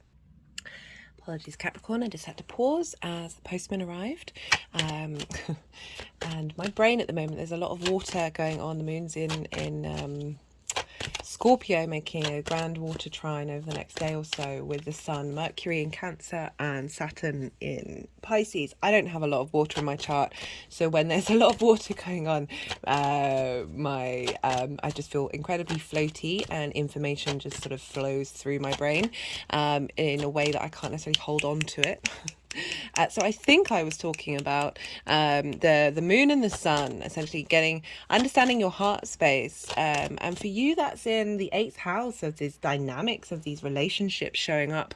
The give and take between you and relationships, and how you see how you emotionally respond to those.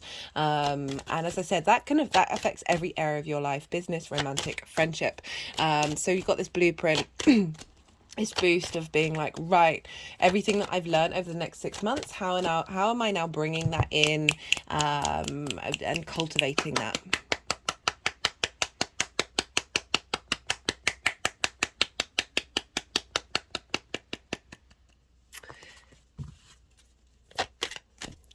Yeah, and as I said, with the sun and Mercury, you're wanting to engage in this area of your chart for the next month and find some emotional connection to that. I recommend the Gemini new moon video. Just in general, I think a lot of stuff came out on that, of like how to utilize the paradoxes of the universe in order, have that big fresh new moon. And I'll talk about what this next, the Cancer new moon, the next new moon that we'll have is like, having gone through all of that, how we now emotionally connecting to it. Goodness me, my brain today. So the other main aspect of this winter solstice, which I am pulling cards for, is the Saturn Jupiter sextile.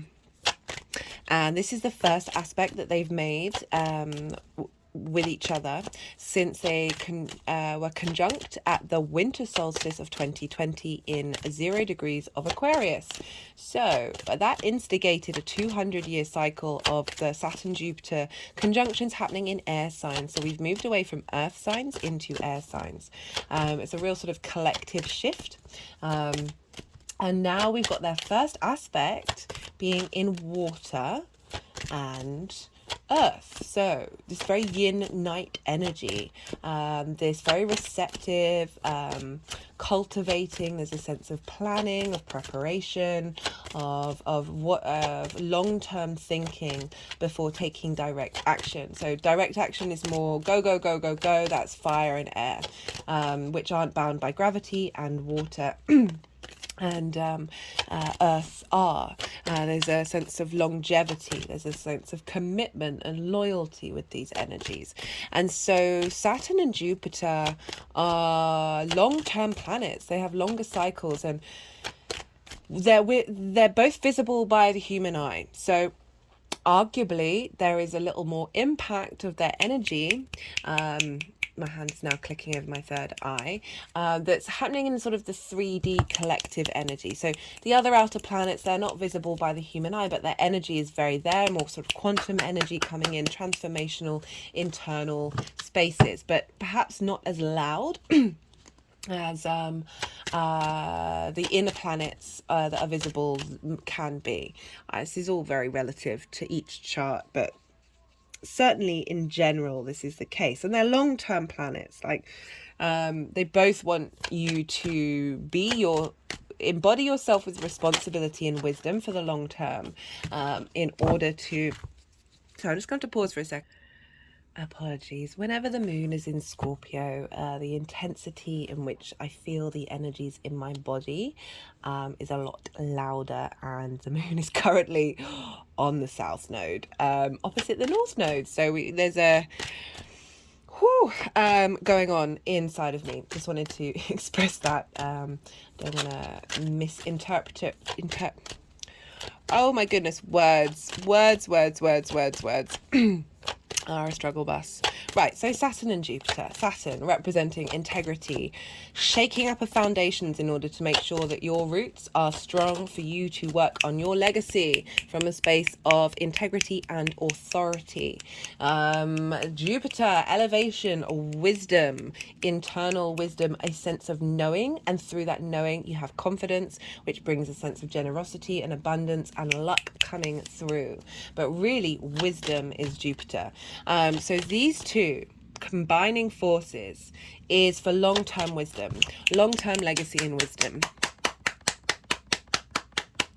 And for Capricorn rising, this is happening in your 3rd and 5th house. So Saturn is in your 3rd house of communication, local environment, the things that you do every day. It's not routines, that's the 6th house, but it's certainly like your environment. And it's also linked into schools, and learning something new for the first time, as well as short distance travel. And Jupiter is over in your 5th house of creativity. I've done transit videos for both of these big transits. I will be doing a Saturn retrograde transit. I think that will be next week after I've done the Capricorn full moon. And I've also done a Venus retrograde, Venus in Leo, including the retrograde video, because Saturn is in Jupiter's sign, Pisces. Jupiter is in Venus's sign. So Venus over in Leo with her big retrograde, the first time in 8 years in the sign of Leo, is starting a massive new cycle that is facilitating this creative energy. And Saturn and Jupiter are sextiling one another, which is an aspect of Venus wanting to bring about creative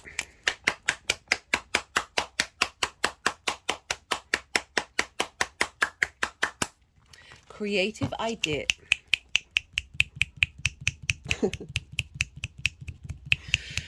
Oh my goodness me. Okay. Wanting to bring about creativity. So they're both yin night signs. So they've got something in common. They kind of got the same way in which they work. But they're different elements and different modalities. So there's a sense of brainstorming between Saturn and Jupiter. This sort of the beginnings of a project. Or the having instigated the project at the conjunction, now we've figured it, we've been playing with that energy for a while, and now it's like, okay, what we've learned and what we've explored, and then how to get a bit more creative, harmonize those things, all those, starting something new is kind of like, what do we do? And then that creative energy of the sextile is like, okay, we've kind of got a little bit of the lay of the land. How are we going to then sort of expand on that, involve on that, and get have some fun with it? So creative energy, harmonizing energy, bringing things together, connecting the dots, finding love and value and appreciation between these two signs, between these two planets, to help create something beautiful in the long term, right? We're kind of going to feel this energy until Jupiter leaves Taurus, because by sign, Saturn and Jupiter are sextiling one another. And when Jupiter moves into Gemini, this will then square Saturn, and squares tend to bring things loudly into the 3D. And so this is this is going to vary for all of you. Sometimes things are going to manifest before that you're then going to add on to later on. But this is certainly a time of cultivation of creative ideas, brainstorming. There's a sense of flow and ease. So there's a playfulness going on. Venus wants you to feel good during this time. So even though we're dealing with Saturn and Jupiter, which are kind of like long-term legacy planets, that there's still an element of fun, an element of play happening here. So Capricorn rising, Saturn in your 3rd house, communication and environment, Jupiter in your creation energy. This is linked this is the house of this is a very slippy deck. This is a new deck that I've got that I charged at Avebury Stone Circle. I'm slow. We are creatures of habit, and I'm slowly adapting to the deck. It's actually, weirdly, since the solstice, the way that I shuffle, they've wanted me to split the deck a lot more than I've ever felt called to, and just learning to sort of get into the rhythm of the intuition with that one.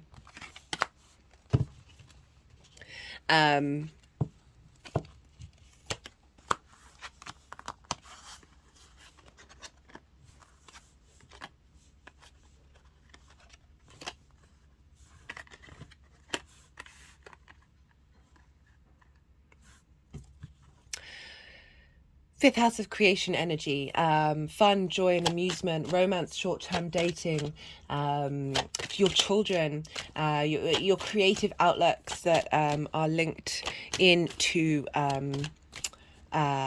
essentially whatever, like your creative ways, like coloring outside the lines. So it's not doing something that it's not something that you have been taught. It's something you are evolving on, that on the foundations of what you've been taught, and they can feel like you've birthed something out into the world, that they are like your children. So all of that creative energy, the thing that brings you the spring in your step, the joy in your life, you know, Jupiter's helping you find the wisdom of that, find a sense of abundance and expansion into that, of like, of what what is going to serve that joy house, which is also where your inner child is, and often addiction can be there as well. That how are we finding wisdom in the understanding and the unraveling of the physical senses of how we've connected to them, that brings us this creative energy, really being able to elevate that in the way that you're finding the authority and how do you communicate. And yeah, really lovely combination, because this is also trining and sextiling your Capricorn energy, because you are a yin night sign, you are earth. So Jupiter's trining your energy of how you embody yourself. Saturn is sextiling again, that creative energy. So you've got sextiles and trines, and this is a very inspirational and creative energy that you're in. Like, this is a cultivation, a free flowingness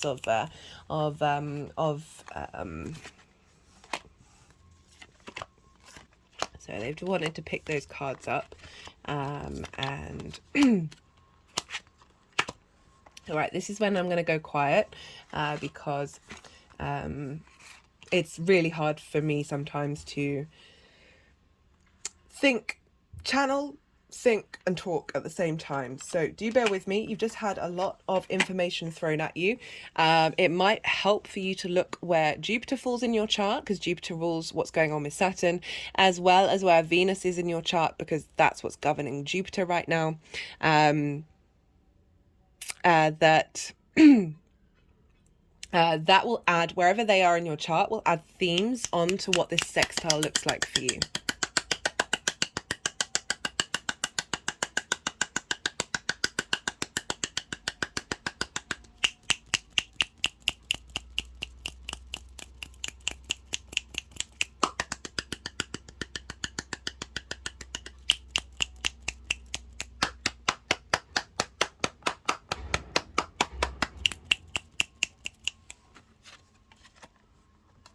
Yeah, so as I was saying, this is a time of seeing what intuitively comes up in your mind about what I've been talking about, and how that may have already been showing up for you.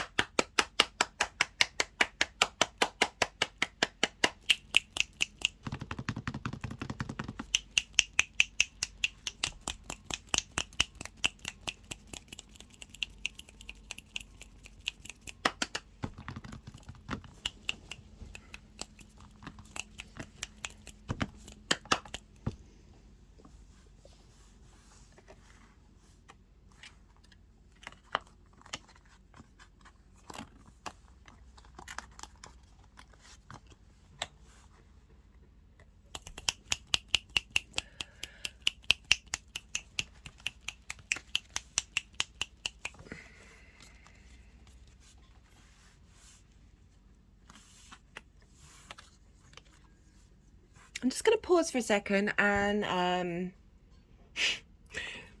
the Scorpio moon on the South Node is getting very frenetic, and I'm always incredibly mindful of your time and your energy. So I'm going to pause the video. I'm going to let the energies do what they need to do, even if it's going to take 10 minutes.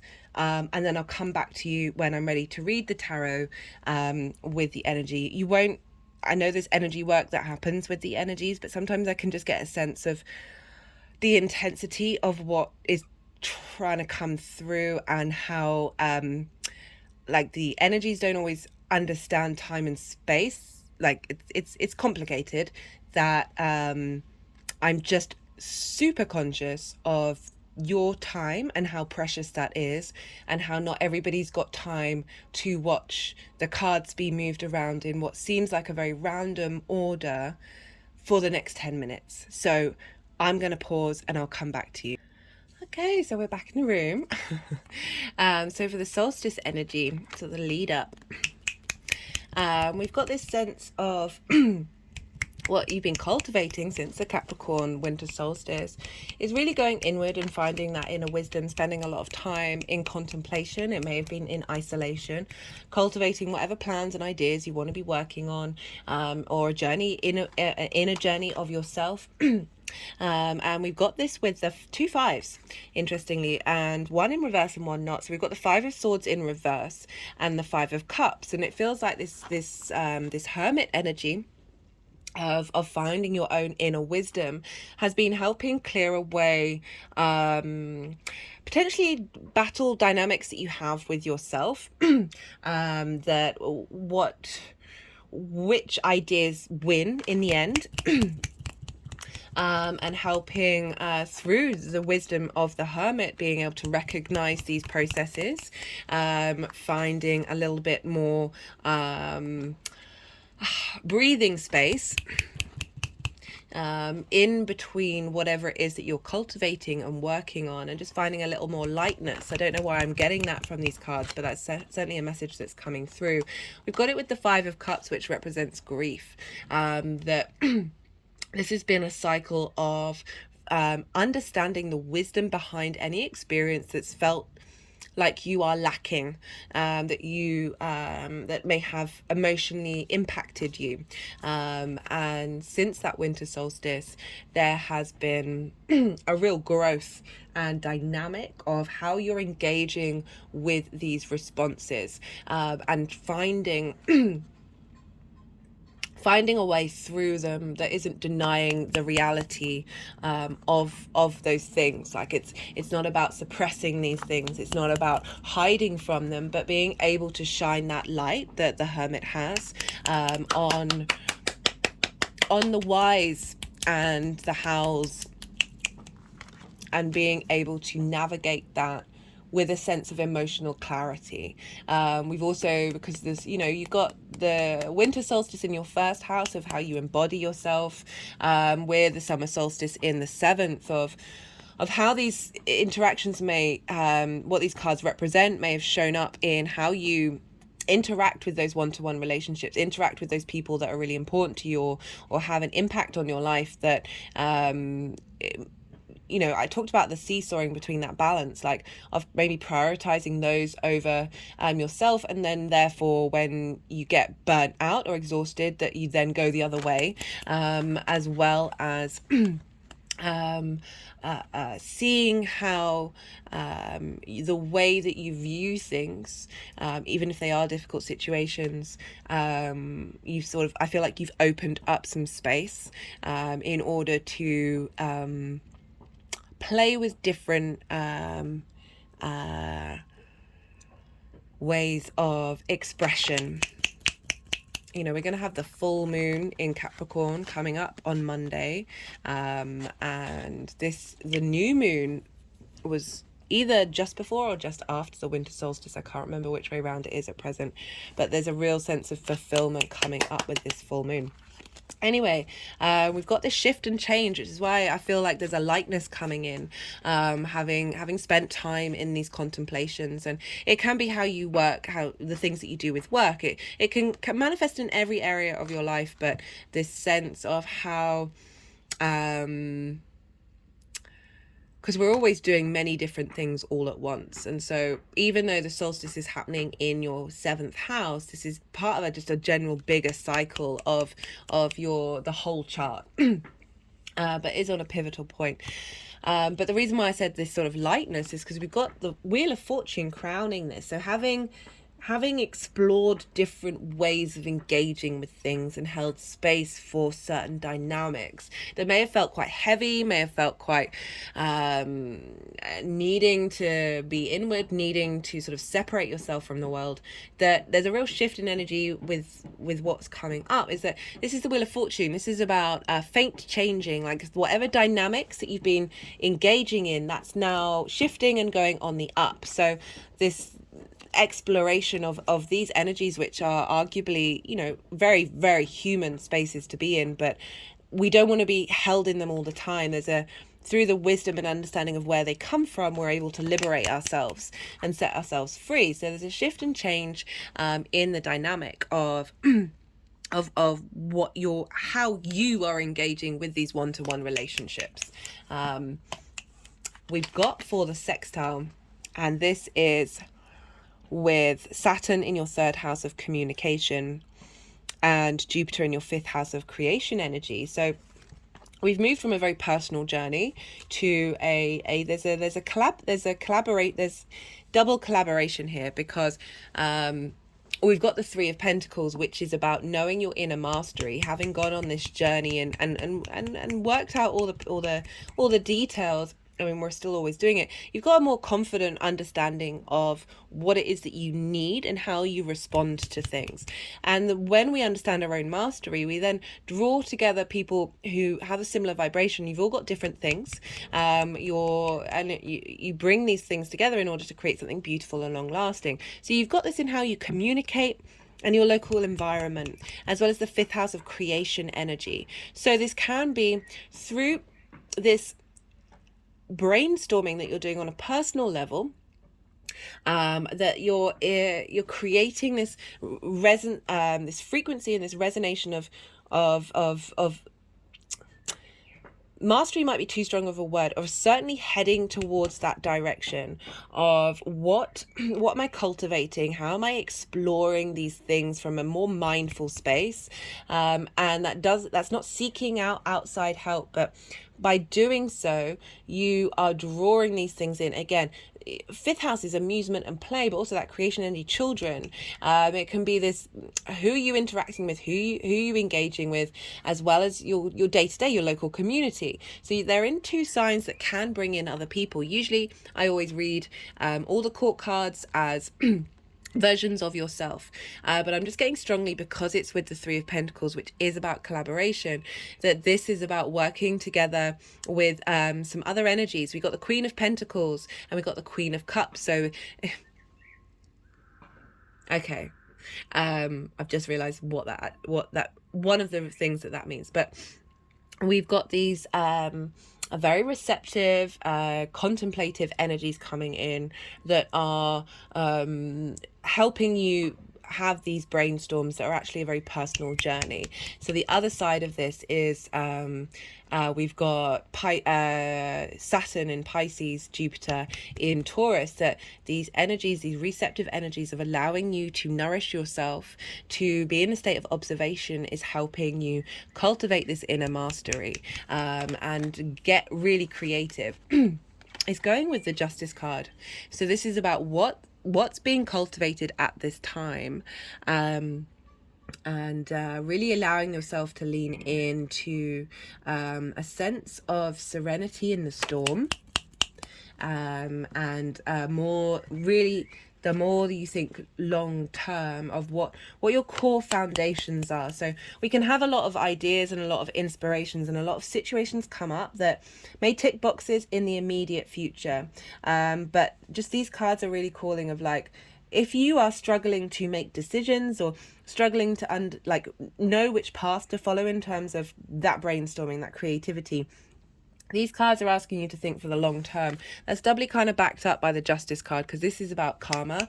This is about things coming into balance, but there's a sense of a long time frame here that the more that we're in this slowness, this stillness, this receptivity, the more that there's a sense of inner mastery and balance is coming into the forefront. So being able to communicate your inner creativity. So this just flipped out completely, and this deck's been really difficult. It's been a little stubborn with the cards that it's wanting to share and surrender. So surrender to the changes, but it's also really highlighting the sense of this isn't a time for rushing. That's not where the inspiration's going to come in. Of breathe.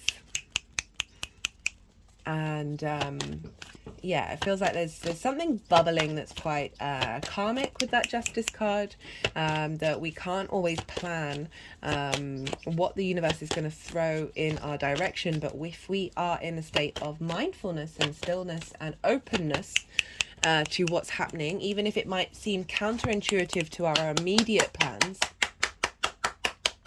that there is some real magic there. Right, I'm going to pull a card from all the decks from the description box. This is the First Light Tarot. So we've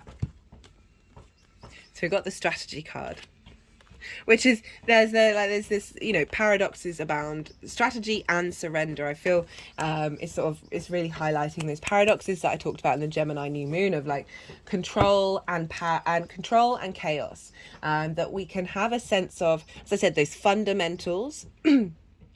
And then when we surrender it, so the fundamentals, so this long-term strategy, Saturn and Jupiter are very long-term planets, but when we surrender the small details and see what comes towards us, that's when the vitality comes in. That's when the magic. We've got freedom here, nature, free-spirited innocence. That there's something going on that means that you have to not necessarily. There's an element of sacrifice, but it's leading you to the sun. Right, I'm going to pull one more card because we got two cards from that one, from the numerology deck.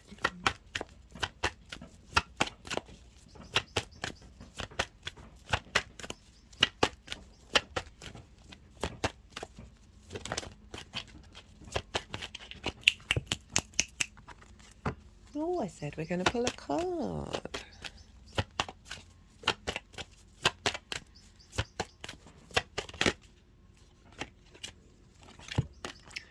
Leadership.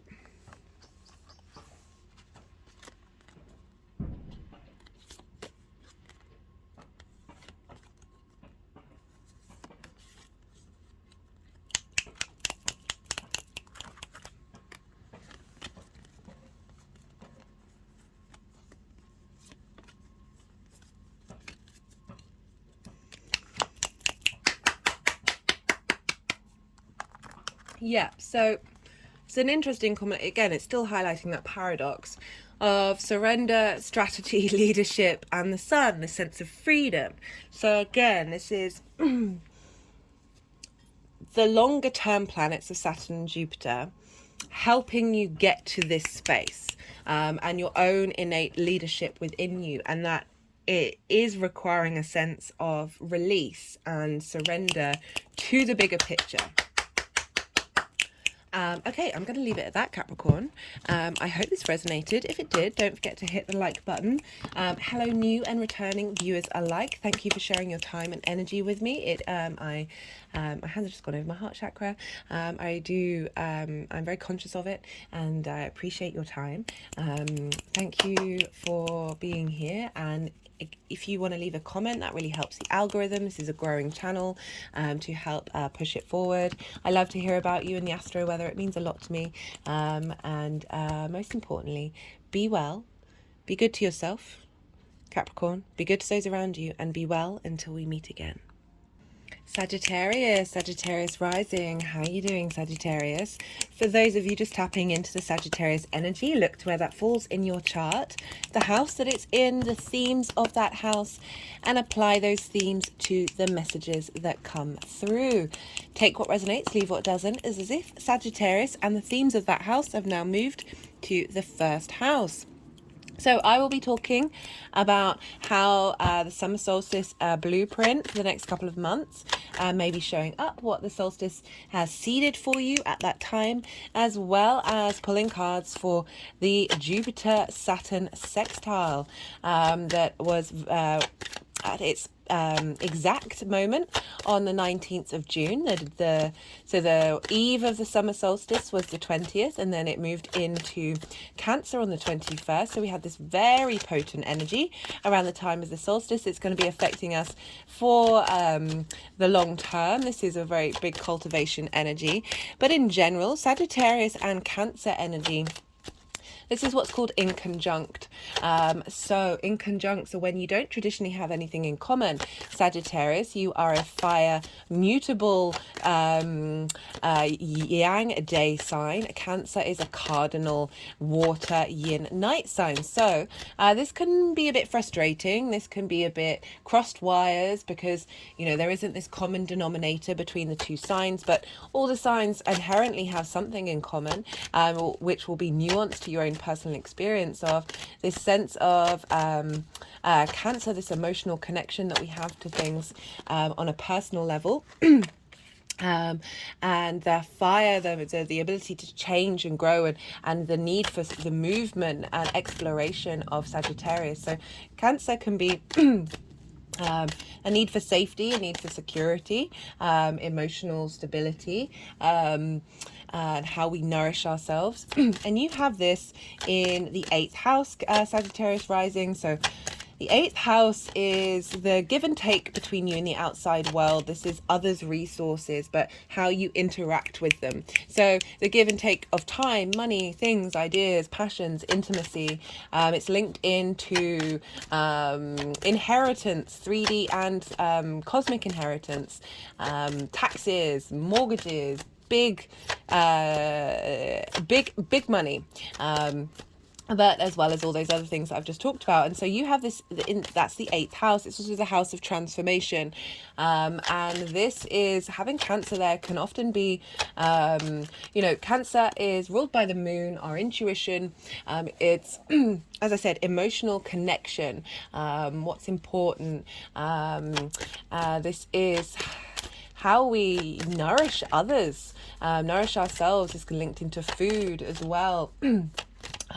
Cancer is linked into the stomach, so how we emotionally nourish ourselves, whether we're getting that back from the outside world. The 8th house, often we find imbalances in relationships, so sometimes we can give too much, sometimes we can take too much, and this is a sort of a culmination and a map of bringing that into balance and working on whatever dynamics that you've been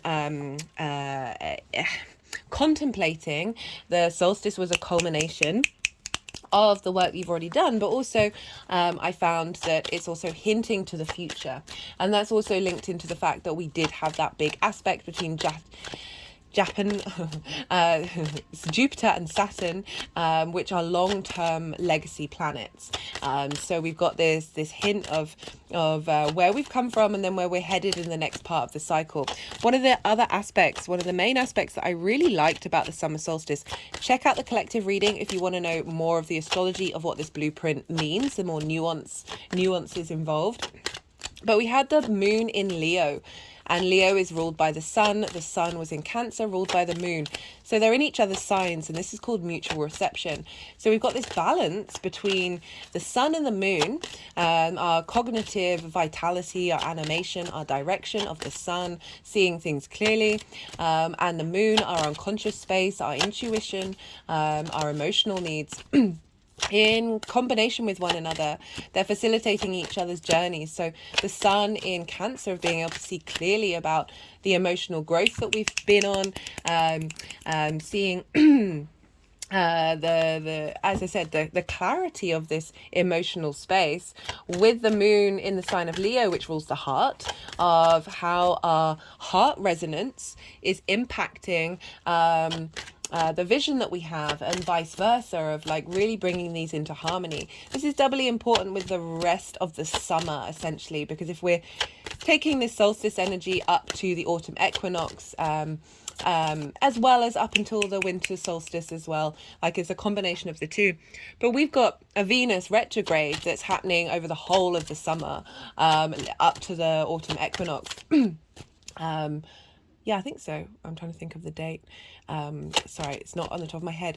That Venus rules Taurus, where Jupiter is, and Jupiter rules Saturn, rules Pisces, where Saturn is. So this whole combination of this summer solstice is linked into, and Venus is in Leo, ruled by the sun. So we've got this big combination of all these elements. I recommend checking out the Saturn in Pisces video, the Jupiter in Taurus, and the Venus in Leo, because all of these combined are like adding the context to what all of this is manifesting into moving forward. So there's this light being shone. The Sun and Mercury are now in Cancer, so this sort of re-informing and developing that solstice energy. So in the 8th house, so you get this every year where you get a boost of clarity and completion in your one-to-one dynamics, like the relationship between you and the outside world, you and your friends, you and everybody else. Like, how do we make sure that not only are you able to nourish others, but most importantly nourish yourself?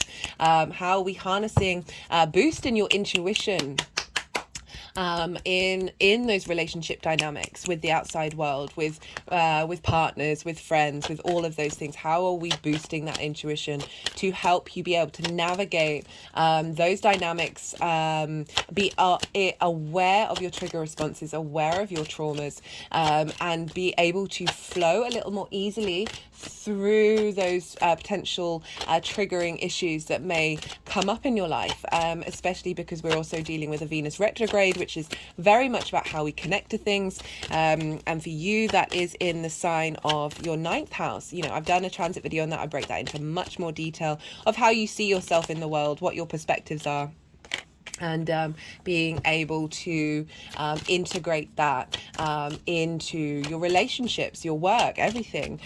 So this is, they're all communicating with one another. It's pretty powerful. Right. So what else did I want to say about? You know, I'm just trying to think of like the 8th. The 8th house is a very magical house as well. And as I said, it's the sort of the dynamic. Oh, blimey, 2 aces. The dynamic of how, like, for me, the 8th house is that the dynamic in which you engage with the cosmos, the creator energy, however you want to phrase it, that we can find an elevation in those emotions, that sometimes with having Cancer in the 8th house, you might, I mean, it all depends on where the moon is in your chart, but it can kind of look like that you're, the emotional responses are for the outside world. They're the outside world's resources rather than your resources. And it can be an energy that gets brought up with the solstice is helping you navigate that and be able to reconnect to your emotional core that isn't always prioritizing others. So, you know, that's a lovely flavor for the next couple of months of getting this real boost of clarity of what it is, that dynamic that you have, the sharing of resources, and how to then ingrain that in a healthy way. Now, I'm loving this spread so far. 2 aces and the 9 of Pentacles. Very new start, fresh, new beginnings and revitalization. as well as sort of some independent energy. But I'm not going to read the cards until I've finished talking, because the energies have a tendency to move these around. Right, so let's move on to the Saturn-Jupiter sextile. Now, as a Sagittarius rising, or whatever you've got in Sagittarius, Jupiter rules your sign. So whatever's going on with Jupiter is impacting Sagittarius and Pisces. So out of everyone, this Jupiter sextile with Saturn is impacting not only your very prominent energy of Sagittarius, but also your wherever Saturn is. So you've got this combination of influence from Jupiter. Also, because you're a Sagittarius rising, for Sagittarius risings in particular, Jupiter's transits have a bit more impact because it is your ruler of your chart. And so Jupiter is over in the 6th house. Again, this is another inconjunct. So we've got this inconjunct energy, which is, it can be difficult, but as I said, it's like coloring outside the lines. It's having, we've got our own set of foundations, and you're interacting with energies that are have very different structures to you. And when you bring these two structures together, it can seem like they're not going to work together, but through a bit of difficulty, hard work, and a bit of conflict, a bit of crossed wires, that eventually when you do work out that dynamic that's personal to you, that facilitates both of those things, that's when the real sort of maverick energy comes through, where you're thinking unconventionally. And when we do that, we evolve and we express and we grow, and we move forward with the sort of the driving force of the universe. I really recommend checking out the Gemini new moon for everybody. I think it's something that I'm just going to say in every transit reading, because I talk a lot about control and chaos, and how we need both of these things in our lives in order to tap into the magic. Right, so Saturn is in your 4th house, and will be there for a while, helping you get strong foundations in the house of foundations. So the 4th house, roots, foundations, it's linked into your ancestors, your lineage, your parents, the roof over your head, and your private life. So Saturn's moving through there, again, giving some more authority, potentially shaking up structures in your home life that are getting you to understand the core integrity of what it is that you need from your foundations, of what's always been there, but it's just certainly helping release any blocked tension. Again, check out the Saturn transit video, because I go into what that means in way more detail.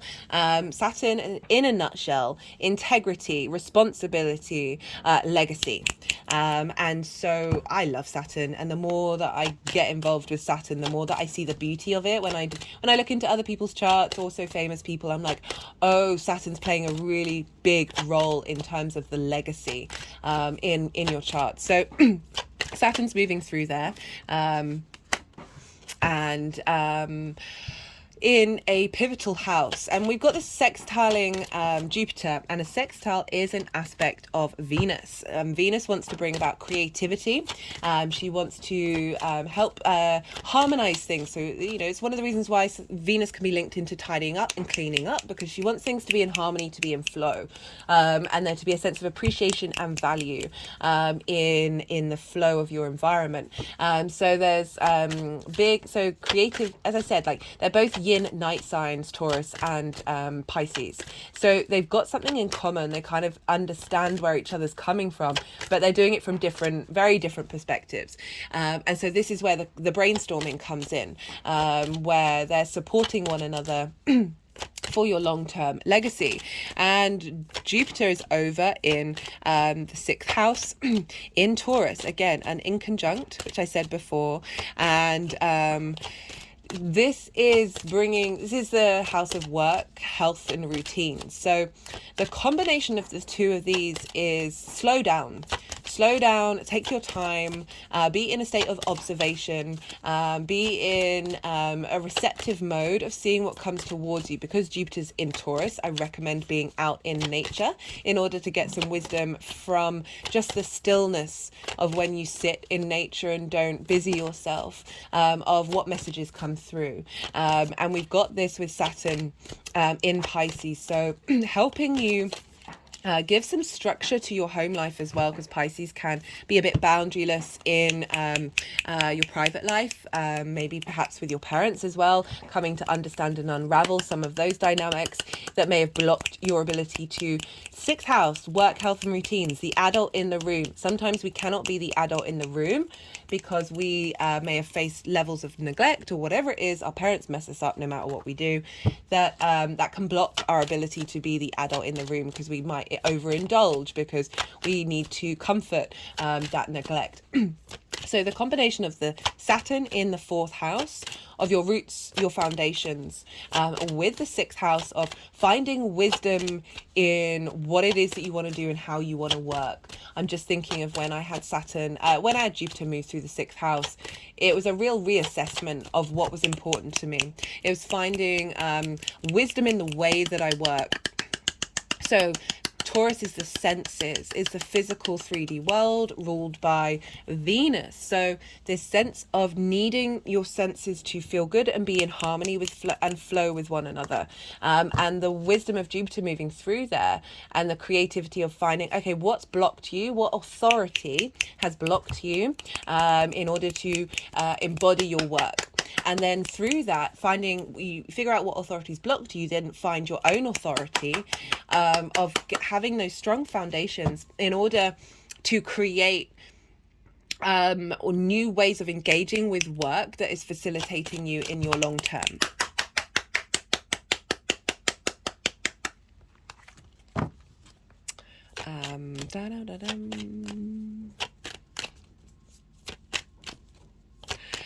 Venus. Sorry, my mind. There's a lot of water going on in the skies at the moment. The moon is in Scorpio, has just gone over the south node. So I'm very, very watery. My mind is it's more. I'm feeling more emotions than thoughts right now. Venus is in Leo, governing all of this, the whole of the summer. And Venus for you is in your, where is she?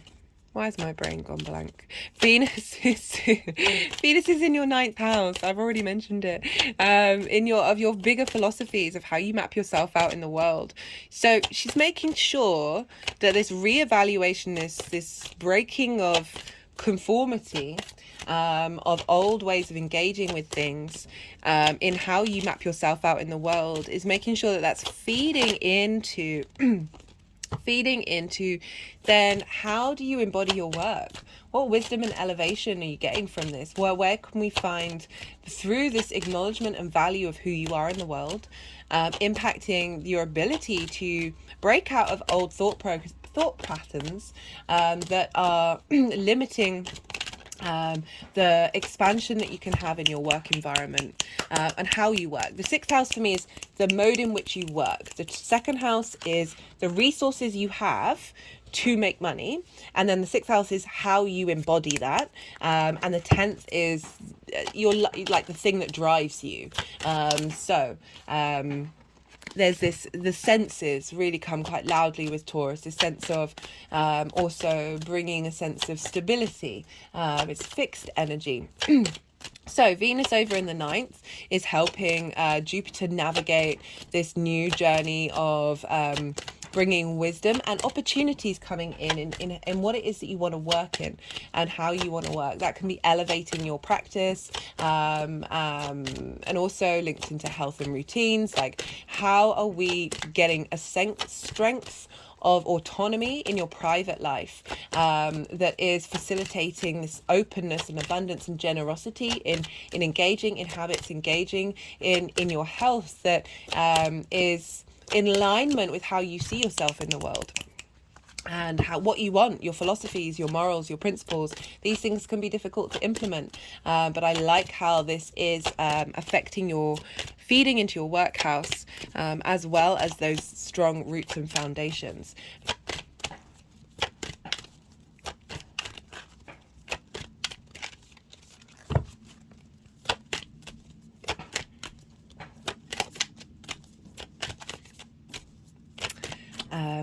What do I want to... So as I said, like, this is a harmonizing, creative, just maybe you're going to be finding yourself in your private life, finding through that navigation of what that means, what your foundations mean for you, where your integrity lies with that. That's going to be facilitating this new expansion and appreciation for your work, appreciation, a need to be appreciated, moving forward. Like, you can't sustain yourself if your working environment isn't feeding you with this sense of value and appreciation.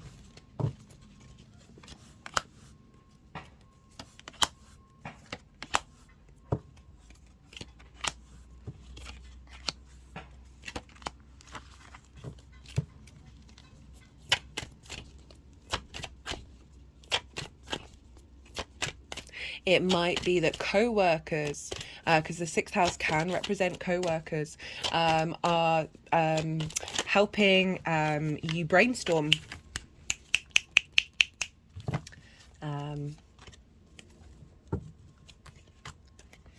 Sorry, the energies are being super frenetic.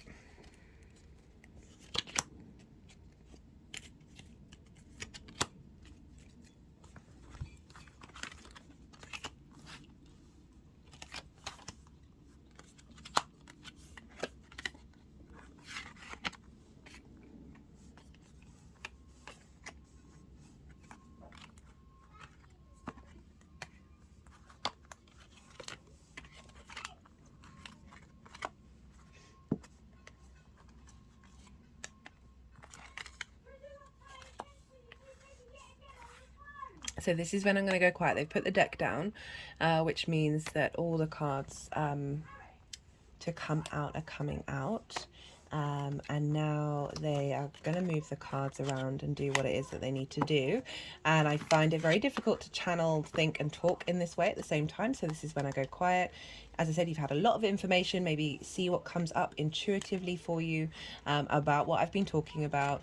You may have seen signs come up around the solstice and of sort of a culmination of what you've been doing, as well as sort of hints of the future, as well as yeah, just seeing what came up around the 19th as well.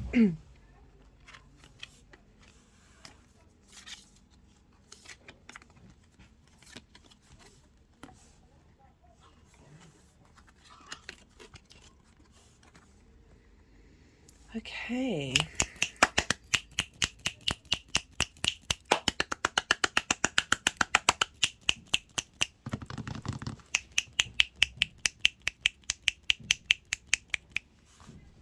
We have for the solstice. Oh my goodness me.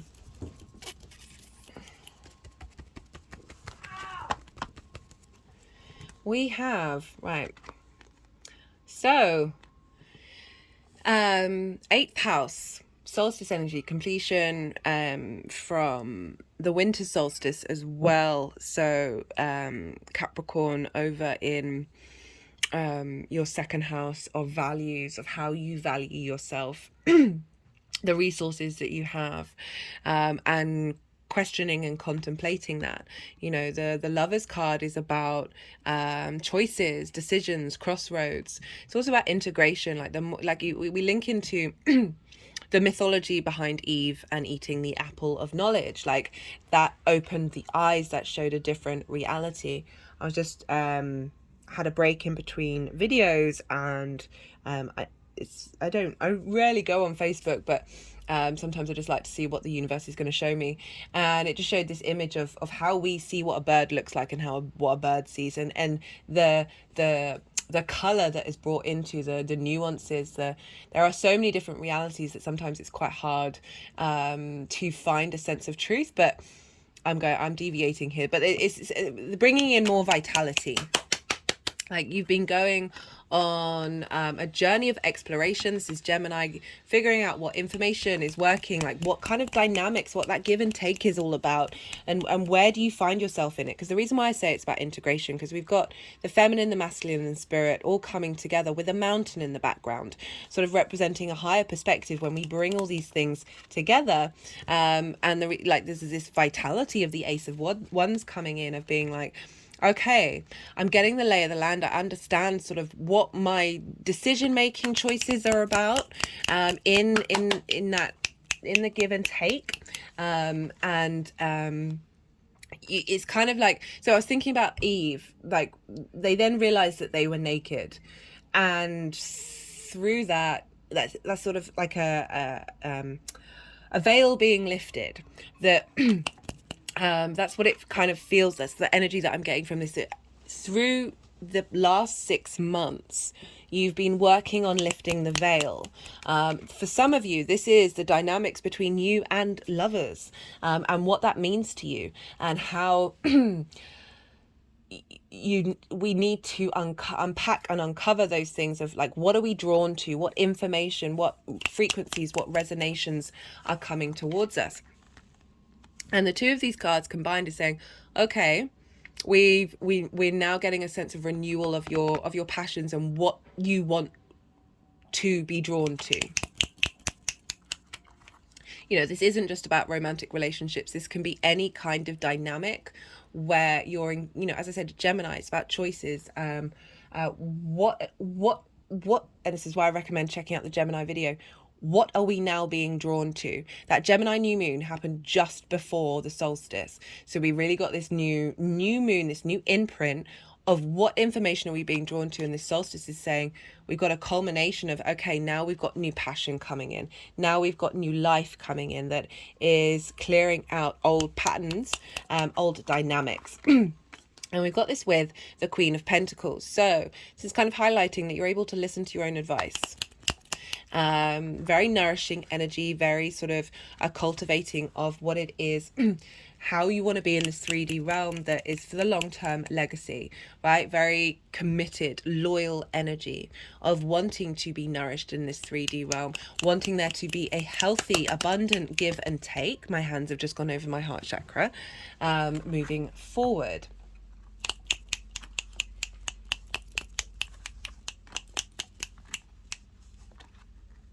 Okay, so we've got two piles, for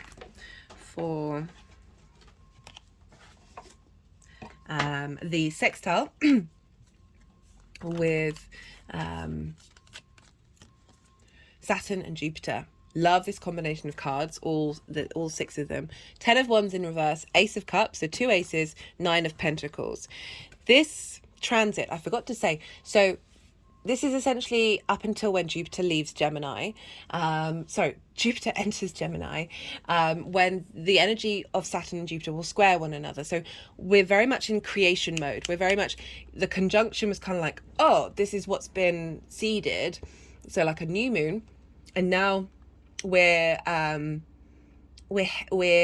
digesting what we've been learning, and now having gone through it a couple of cycles, we're then able to start getting creative and with the knowledge that we have, and then be able to navigate into different realms and different spaces.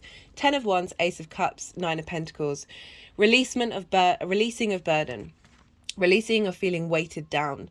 Again, work and for home, like a sense of overload, a sense of being burnt out, not being able to enjoy the work, not being able to enjoy your home. You see here this hunched over, not looking at the sky. Work is a great thing, but not when we are in this dynamic, when this is all we're overloaded with, and we're not able to find the joy. We've got the Ace of Cups, so this is a renewal of emotional connection, and a sense of peace coming in as well with those foundations and with work that are it's instilling this combination of the two, of being able to emotionally connect into abundance rather than overburden. And with the Nine of Pentacles, it's saying, okay, what is being seeded around this time, this creative energy that you're working with, is helping you get to this incredibly independent space. This figure makes the decisions that they need to make for the long term to get them into this space of abundance. This can represent absolutely anything for you. It doesn't just have to be hanging out in a garden talking to birds, but it is about being able to prioritize yourself without feeling selfish. Having Cancer in the 8th house can lead to an overburden of prioritizing other people's needs, and then feeling that you can't access your own. And this is saying, not anymore, not under our watch. Like, you are not, and I was going to swear, you are not selfish for prioritizing yourself and your long-term stability. So lots of creative stuff, lots of opportunities, lots of you're getting to a point where you can appreciate this, where it doesn't feel alien to you. It doesn't feel like you're not shaming yourself over that energy. You're allowing yourself to emotionally connect from a place of peace, this sense of creative, imaginative, intuitive abundance coming in, but this sense of all these creative ideas, all this sense of flow coming in that is going to help lead to this space. And this is doubly backed up by this. Like, whoa, if this doesn't say I'm an independent person and I know what I'm doing and I know my value and I'm confident in who I am and who I express myself, I don't know what does. I'm just going to have to pause for a second. All of this fire for you, Sag. Love this. 7 of Wands in reverse. This way up, this person has something to value. They are on the cliff. They have the higher ground. But do they look like they know it? No. They've got 2 different shoes. Not in this deck, but traditionally there's like a river running through here, of like unsteady, not knowing, feeling like you're constantly battling and having to fight for your place when you're really high up. You don't need to fight. Whenever this comes up, it says you do not need to fight. Focus on you, focus on your valuing yourself. In reverse, this sextile is helping you get to that place where you know your value. You're not bothered about the outside world. You are doing you. This is passions, creativity. This is drive, motivation. With the 3 of Wands, which is dominion, you know your stuff, you know who you are. Again, on a hilltop, on the cliffs, like this higher perspective, this confidence of knowing what it is that you want and making steps in order to get there. This is the Queen, crowned by the Queen of Wands, right? Very confident in how they express themselves, in their passions and their creativity and their drive, in their expression of their spark of life. Like, this doesn't just have to be linked into work. This is, again, how you take care of yourself, how the routines that you've got on board, thinking creatively about them. But the structure that is being built during this time is facilitating a very independent spirit, but a very confident independent spirit, where you're not sacrificing yourself for the sake of other people. There's a real clarity here, a real drive, a real passion. And I love that this is coming up for you with that Saturn transit as well, because that's trying to give you really strong foundations. When we have Saturn transiting the 4th, this is the power of you knowing you're the root of who you are. And I love all this earth and fire energy, especially, work can be a difficult thing. We cannot know how we facilitate our embodiment of it. And these cards are really sort of highlighting that you're elevating wherever you're at with that journey. And there's a real nourishment and confidence coming in. Love this. Right, I'm just going to pull some clarification cards. We've got communication and healing.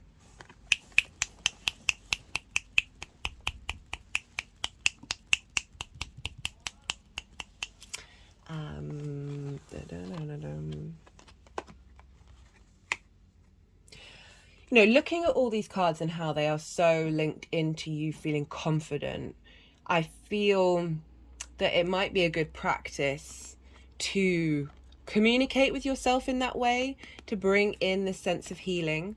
Being in nature is a really important thing to do for this sextile with Saturn and Jupiter, because speaking of nature, this is a sweet pea from my garden that grows wild. I only pick the ones that have started seeding, because then when they start seeding, they don't produce any more flowers. But why am I saying this? Well, being mindful in nature, being aware of the cycles. So we've got the seeds that are going to produce seeds for next year. We've got the passing of the plants. They've had their journey, but we've also got a couple here that are still fresh. It's sort of acknowledging life, death, and rebirth. And by being in nature and understanding the cycles of time and being really kind to yourself, and aware of the journey that you've been on, right?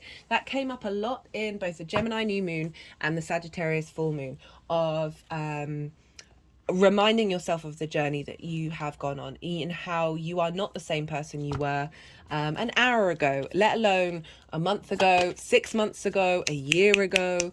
And so often we forget that. And by being in acknowledgement of so funny, this is the first light tarot and this has come up, so I'm talking about the past and the past card comes up.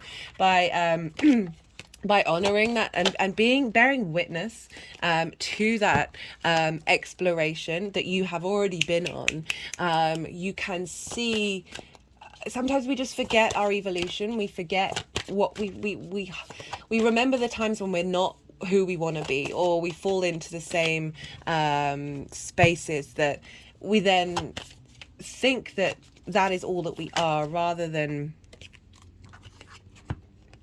acknowledging that we're human and we have already instigated this journey. I've got the portal card. It's my favorite card in this deck because whenever I look at it, I do feel like I'm falling into that black hole. This is passageways that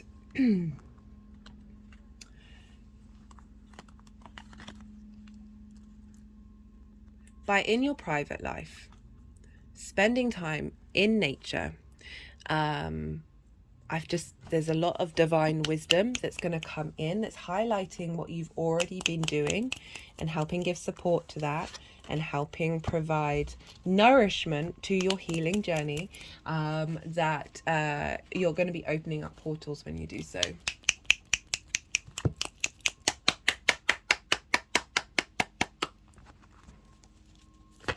Right, let's do one final card.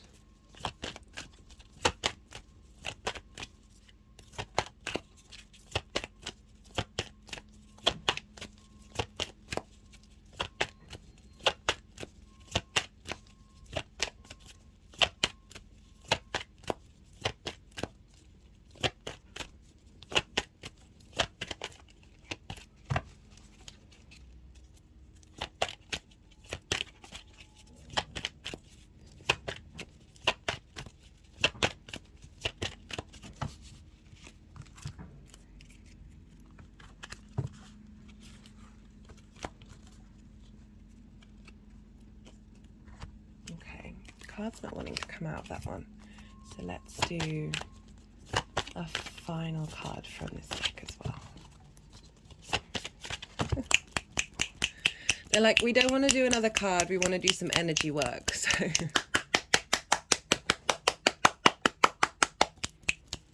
right, Sag, I'm going to leave it at that. Look at this. Look at this. Let's get all of these up in a row. Like, this just feels like a whole shift. A whole big shift is happening. The sense of enlightenment and clarity to you being able to be you, and see your independence as a sense of power that doesn't negate anybody else's. Right, Sagittarius, I'm going to leave it at that. If anything resonated, don't forget to hit the like button. Hello, new and returning viewers, new viewers. If you like the content, don't forget to hit subscribe. I do lunations as well as bigger transits.